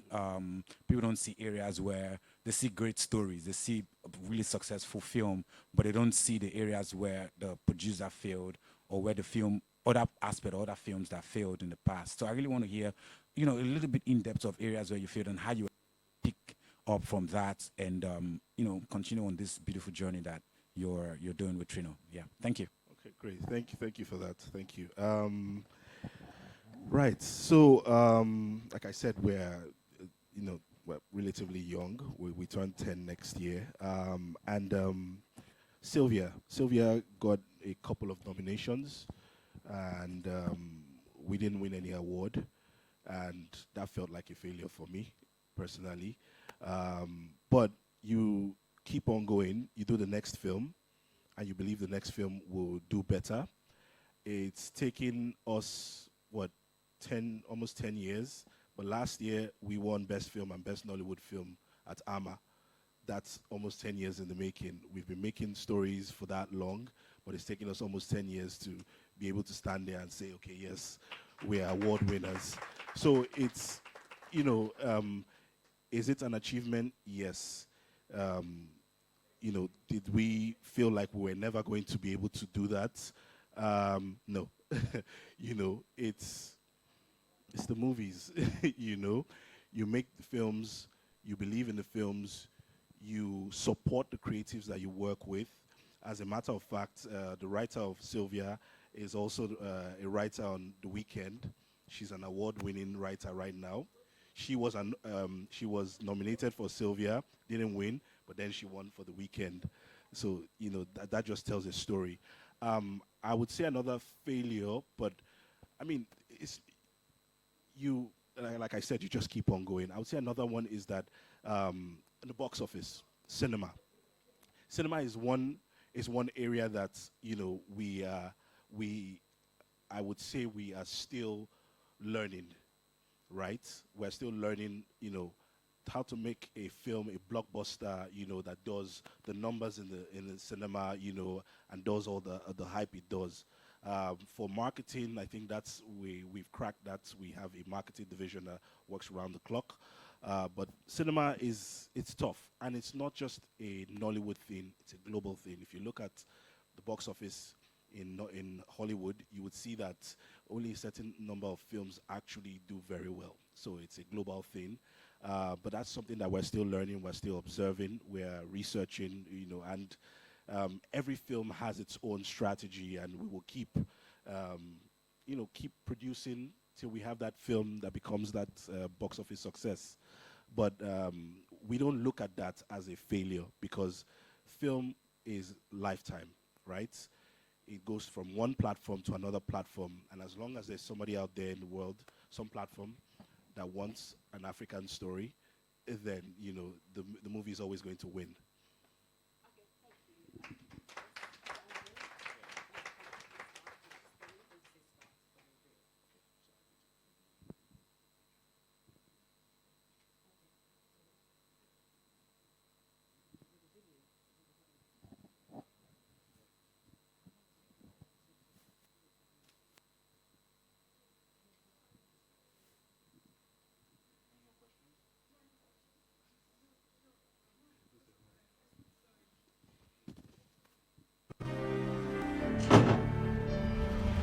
Good morning, Neil.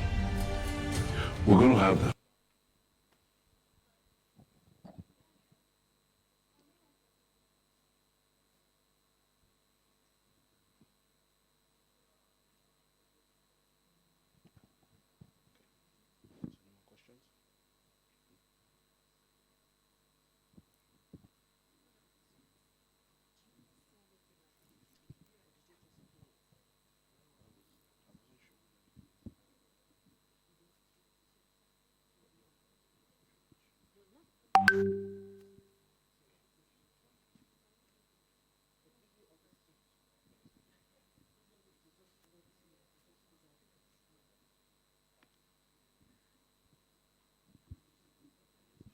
Sorry, can you play the video? Ladies and gentlemen, sorry we couldn't take the last question, but we are also unveiling a division at Trino Motion Pictures, and we just put together an unveiling video, and I'm just going to tell you a little bit about the vision. Good morning, Dale. We're going to have the father-son talk we have been avoiding. Mike out here told me you're good. Here to see for myself. This no is smelling mega. This no is mega. This merger is a reflection of the richness of our multicultural presence. And it's also a very good vision of what a more integrated future would look like.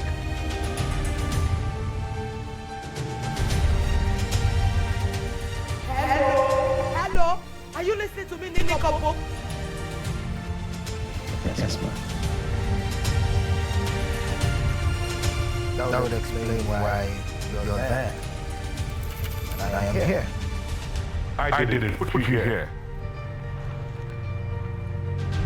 You did it your damn self. I've read your manuscripts over and over again. I just want the world to know how beautiful they are.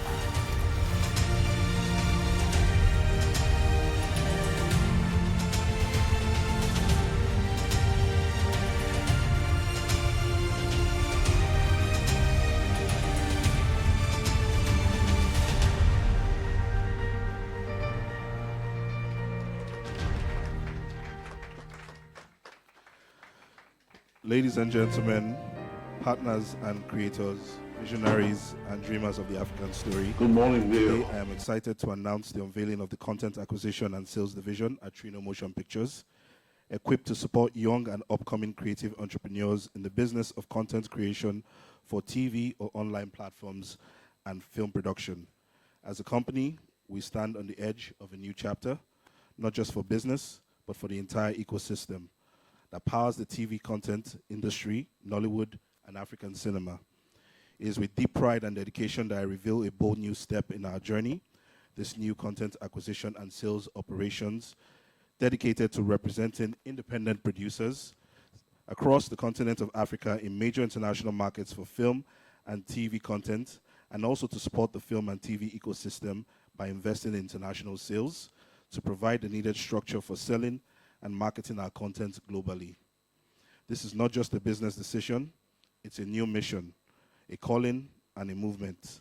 But let's be honest, African stories are not just underrepresented globally, they are undervalued, underestimated, and too often left out of the global conversation.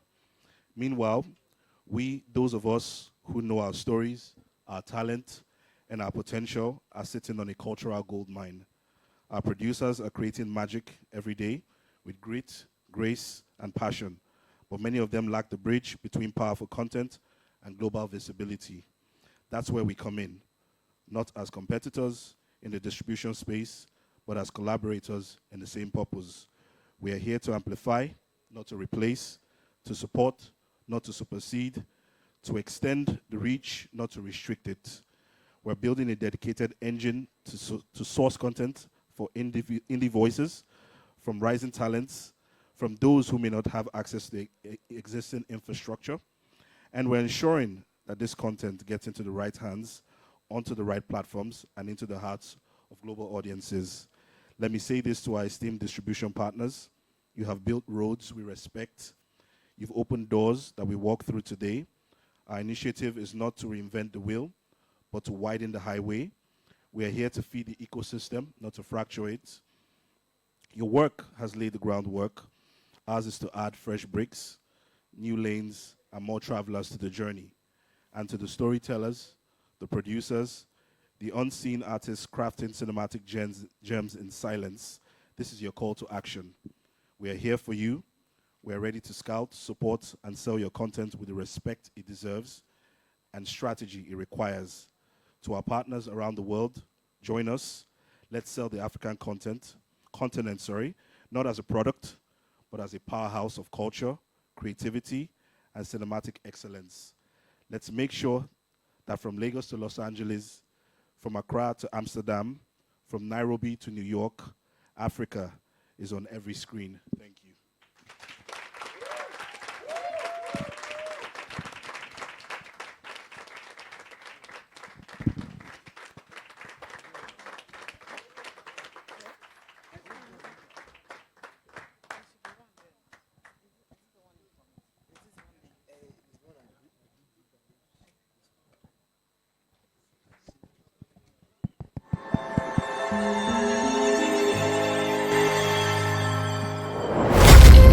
What's the story? Thank you very much. Thank you. I done the volume. Thank you very much. What I wanted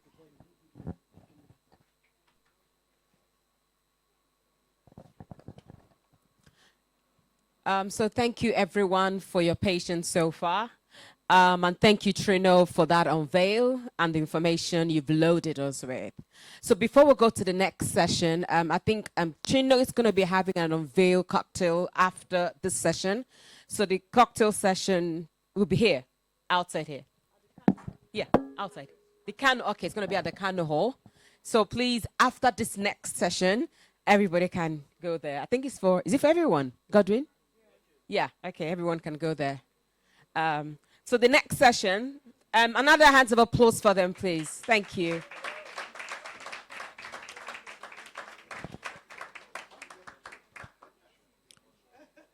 The next session is the NIFS ISDE program cohort presentation of certificates, awards of completion, and internship announcements. So there's also be the unveiling of the ITSPA program. I think it's an NIFS industry initiative cohorts, and this moderator will be Godwin Ezekwe. He's the international program director, NIFS ISDE. Please, what's the acronym for ISDE? Fantastic. So you get more information from Godwin. Can we please make him welcome? Thank you. Thank you. Thank you very much. Good evening, everyone. All right, so we don't have much time. We've really had a wonderful day today. Please, we need Uche. Uche is here. So when Uche was talking, he mentioned something about capacity building and trainings from Trino. And yeah, so that is part of the things we had together with them this year.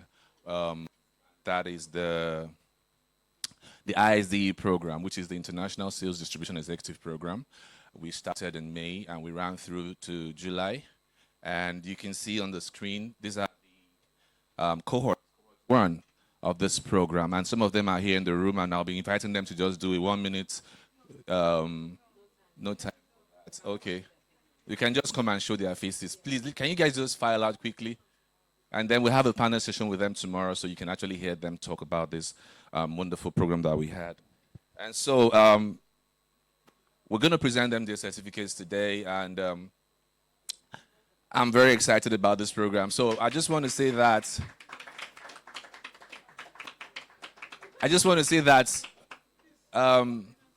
yeah, please climb up. And I just want to say that today is a very beautiful day for me. It's a wonderful day for me because I have different things to celebrate. So, one of them, Ijoma is aware of. A beautiful, wonderful news that I received today. What should I tell them? Yes. Okay, she just said that I can tell you guys. So I had my third baby today. So it's wonderful news for me, and yeah. So a girl, yeah, a beautiful girl.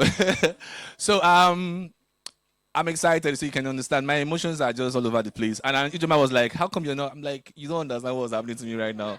All right, so there's a whole lot going on. So when Ijoma talked to me about the ISDE program, I was excited because sometime in 2017, I packaged the program that I called Capacity Building 2017 for teaching people how to make films, script writing, and all of that. So, but when this came up, I was really, really excited. And guess what? It was really intensive, and it was eye-opening. It was everything. So because you guys are not going to talk, I'm just saying everything you guys wanted to say.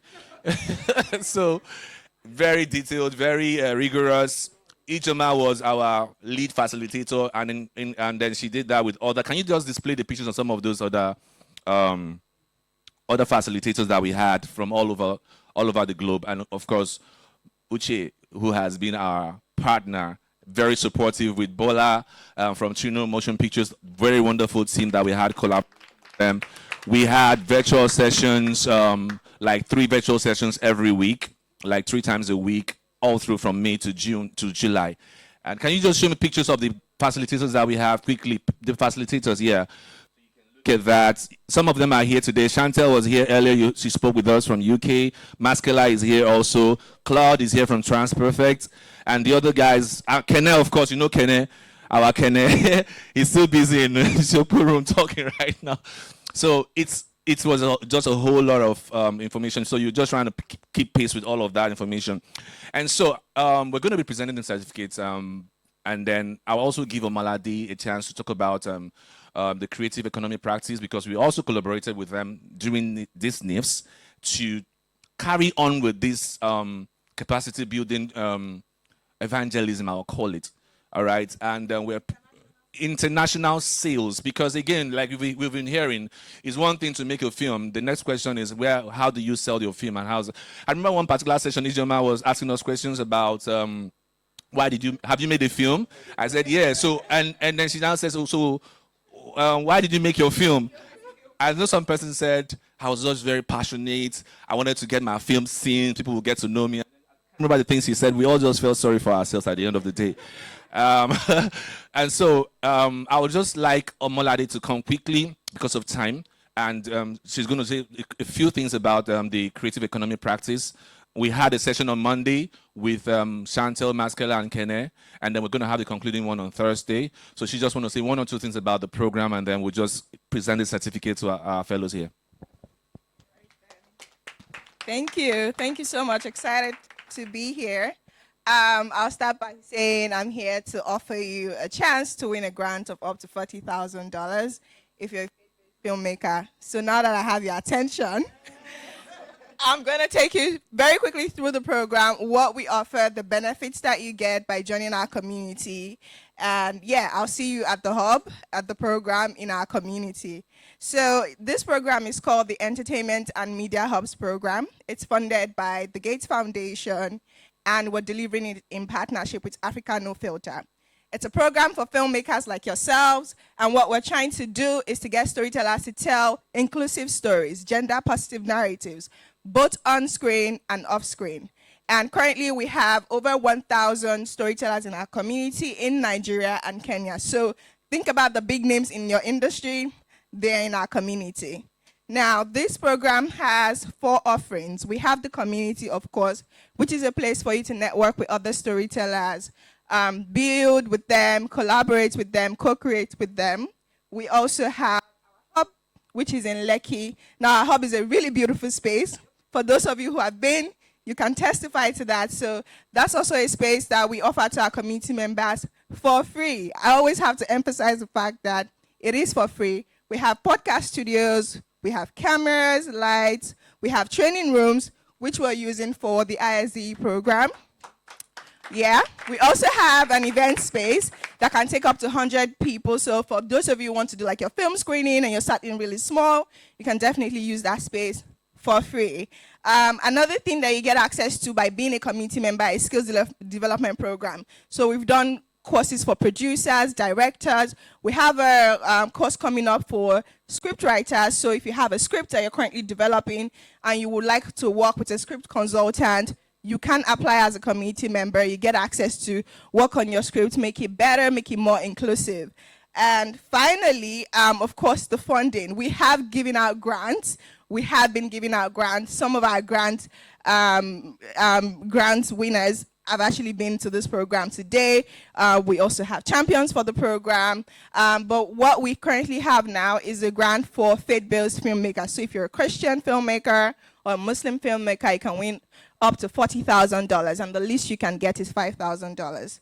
And yeah, it doesn't stop here. For this program, we actually gave 35 members of our community the gold badge for this event, which cost up to 200,000 naira. So for those of you who paid, you could have gotten it for free if you were in our community. And yeah, that's just it. It's very simple to join our community. You just do our 2-day foundation course, the gender course, and you get access to every other thing that comes with it. And it's a big program. It's becoming progressively elaborate, and we're doing amazing things. So this is my invitation for you to come on board, win some money, do some great work, and just continue to create, which is, what you guys love doing. Thank you. Yeah, thank you so much, Omolade. And indeed, truth be told, is a very beautiful setup they have there. They even have a podcast room. You mentioned that. There are podcast rooms for free. I mean, I didn't even know something like that existed in Lagos. And it probably the island. Those of us that stay on the mainland. You guys need to visit the island more, okay? So that a whole lot of things. For instance, Amala, this is your first time coming to the mainland in a long time. All right, so, capacity building is a big deal. It's more than training. It's about equipping storytellers, producers, directors, technicians with the tools to thrive in an industry that is rapidly evolving. In the film and TV space, capacity building means bridging the gap between talent and opportunity. It ensures that our industry not only tells our stories authentically, but also competes on a global scale. Without it, we remain consumers of global content. With it, we become exporters of culture, job creators, and shapers of narratives. So that's the whole idea behind what we're doing here, and we're not stopping. This is the cohort 1. We're going to move on to cohort 20. All right. We're going to do the presentation. I'm going to call it Uchi to do that, and Ijoma, so you just take it like half it. But I will not end it with that, because tomorrow you guys having panel session. I just want one person to do a vote of thanks. I think that's okay to do here. Just very, very short. So I'll just present to my right-hand man here, Sean Butler, to just do a vote of thanks on behalf of all of them. So to Ijeoma, to Uche, to everyone who was a part of bringing this together, we want to say thank you, because this was one of the best things that we could have possibly been a part of. If you enjoyed Nifs, the ISDE program was so much more. You know, you only got a piece of what we got. So for everything that we're going to be able to do, we owe that to you. Thank you. All right, thank you so much. And so,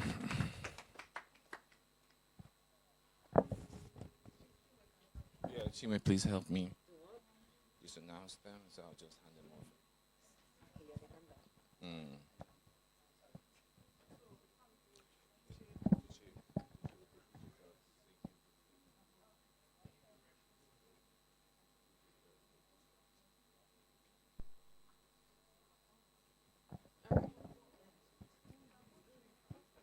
Okay. All right, let's go.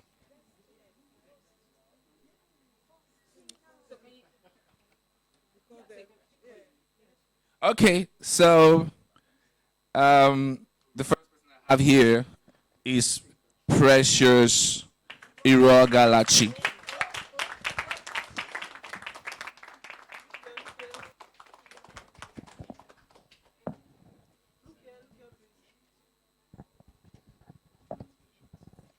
You can make your way to your seat, it's okay.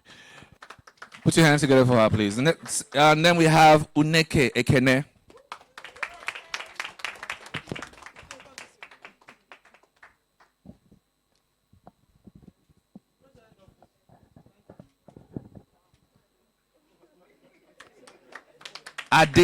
All right. Aditaya, who has a middle name called the Wizard. Aditaya Adipawali.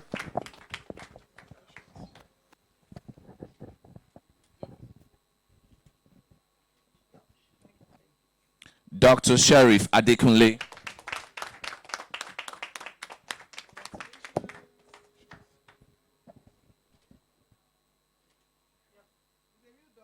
He's a real doctor. It's not just honorable doctor. Olatubosu Olasimbo.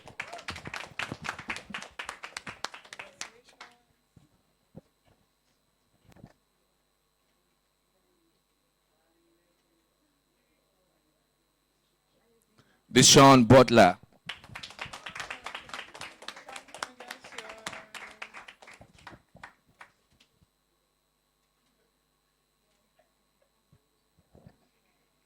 Ehinome Azeta.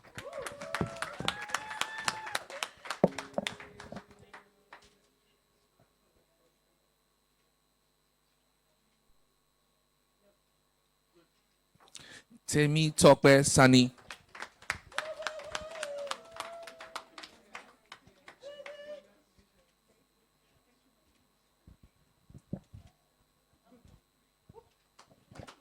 Faustina Okomain.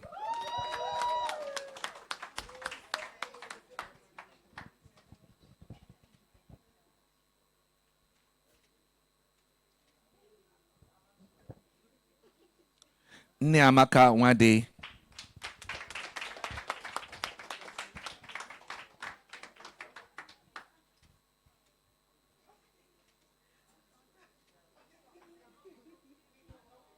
Lucy Adiku.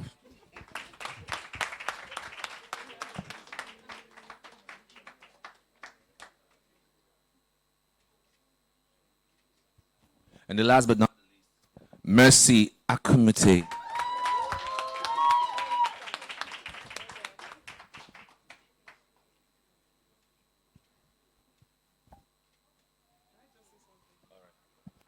So I want to thank God Almighty for the success of this program. When we met in London in February, for the first time, by the way. Yes. You know, a lot of times people say, oh, I've come to Nifs, we've met. Sorry, in case you are seeing me, I'm not seeing you most times because there's so many things happening, you know. But yeah, we ran into each other. Let me just say that, use that word, in London in February at MIP London, which is one of the markets, international markets. And we sat down, had a few chats, maybe had coffee. And, you know, we came back and I came, you know, had the meetings and we decided, you know, this is the direction we want to take in helping to, you know, develop our industry. I started almost 2 decades ago to take producers out of Nigeria. And I've just found out that that generation, they've gone, they've left the space. So we have a new generation of young people who do not even understand how to walk the ropes when it comes to international sales and distribution. And that is why, you know, it was very interesting. We had about 12, 13 executive CEOs, by the way, you know, heads in different countries from Colombia to South Africa, Spain, you know, these are all people who have spent decades in film, in television. Thank you. And so bringing them together, some of them I had to trade certain things that should have normally they should have paid for in Nifs. I had to give it for free just for them to give us 1 hour, just 1 hour of their time to speak to these young people. And at some point, Godwin said, you know what, it's too much. The information they've gotten on this is just so much. I think we should just take it easy with them. I'm not sure if I was so nice to them, maybe. But you see, what we are trying to do is, each time, like I said in my welcome speech, I'm not an events planner. This is my job. This is what I do. I'm sure a lot of you do not know that I have a full-time job. This is not my full-time job. Yes, and each time I have to hire people, I have done a lot in sales and distribution, more in acquisitions. Each time I have to hire people, I have to train them all over. So because we don't have people with the talent, the skills to be able to do some of those business negotiations, talking about 150 contracts. I read contracts so much that, you know, I didn't read law, but I can actually advise a lawyer and tell a lawyer what to put and what not to put, because I have done this for quite some time. So, and that is what we are looking at doing. There's something we call the theory of transferable expertise, and that is, some of us, we have been doing distribution all through. We want to just understand your lane and stay there. And so, thank you. And so if you feel that this is the path, you know, you want to build a career along international sales and distribution, the ISD program, we've partnered with Trino this year, and Uche said they are happy to continue with us next year. So please look out. Thank you. So please look out for the announcement. The application is, you know, we're going to make the announcement, and you can apply to be part of what we are trying to do. But it's been a really, really rewarding journey. Tomorrow, they have a dedicated session. Please look out for that session. And also tomorrow, in our own session, myself and Maskela, we are going to give out, to support five young people to go to France in October. Yes. So you never know. I don't know who they are. Maybe they are looking at me. Who knows? So yeah, look out for that as well, because those are the things that we're hoping that our conversations translate into measurable outcomes that can actually support the industry. So on this note, thank you very much. Thank you to our partners. Thank you, Trino. Thank you, Tinwa. Tinwa, hi. Tinwa is the founder of Trino. Yeah. Yes. Yes. See him. Yes, that's the founder of Trino sitting right there. And he has also been very, very supportive of all the things that we are doing. And they've set up food and drinks for us to just step out in the cold. I hope it's not too cold. And as much as possible, let's network. The night is still young. If you go for international events, you know that we just started. Eh? You know, right? For those of you that go, we're just starting. The night is still very young. So please, each time you're coming for Nifs, just prepare your mind. That long day and long night. Okay, all right. So thank you so much, everyone. There's another program that we've launched, and we've already selected 8 people. We're taking 8 sound engineers to France. Also, this is different. Yes, because we believe that if we do not invest in capacity, I've done distribution. I know where the problems are. I'm trying to fix the problems. If we don't fix these issues, when we send our content to proper labs, they get rejected, no matter how good they are. So we need to invest in our talents. We need to invest in our sound engineers and the guys who are on set taking audio, making them to understand basic things as music and effects and all those things. So we've selected 8 of them. I don't know if you are here for the Eat Spa program. Can you wave your hands? If you please stand.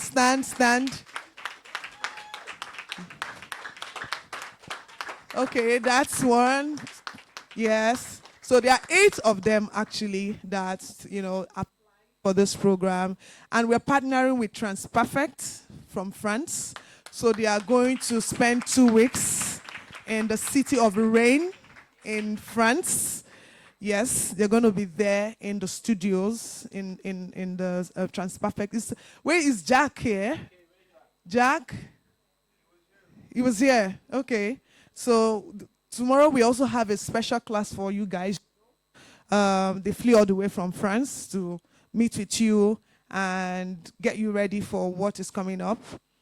And so it's our own way of also trying to support and elevate what we are doing. I know that I've seen your applications. You all have done well for yourselves.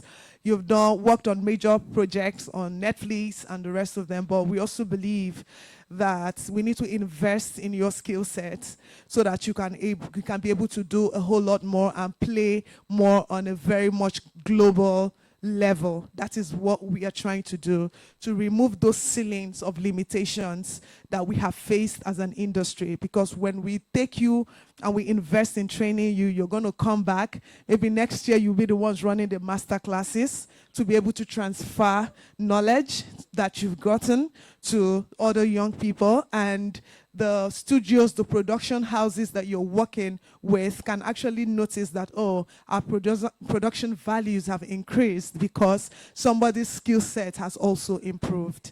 So this is all still calling on potential partners. They need their flights and their accommodation to be paid for because it's a lot. And of course, we still have the French embassy coming in to support because the training is not free.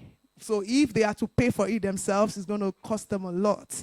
And that is why we are looking and talking to potential partners to please support these young people. Support them. Let's support our own. Let's encourage our own. And at the end of the day, the whole industry will only get better for everyone.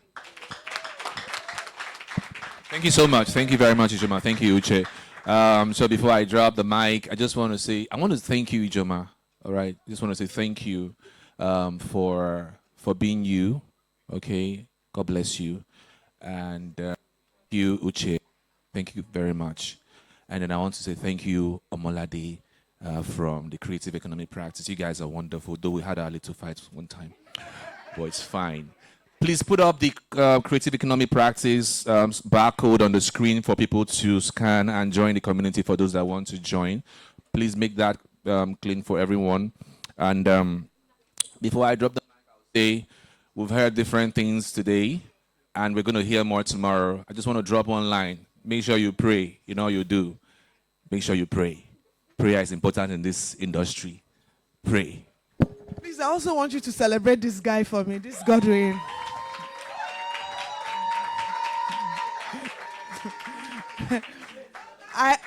I'm not sure there's anyone here in Nifs who have not, crossed paths with Godwin. Honestly, sometimes I feel like pitying him, and sometimes I feel like not pitying him, but he's just, he has so much. And then to even have a nursing, mom, new baby, and he's still able to do all these things is just amazing. Godwin, I celebrate you, and God bless you. God bless you. So, guys, the stage is set. Go out there, mingle, and drink and eat and get to meet someone, courtesy of Trino. And see you again tomorrow morning by God's grace. Thank you.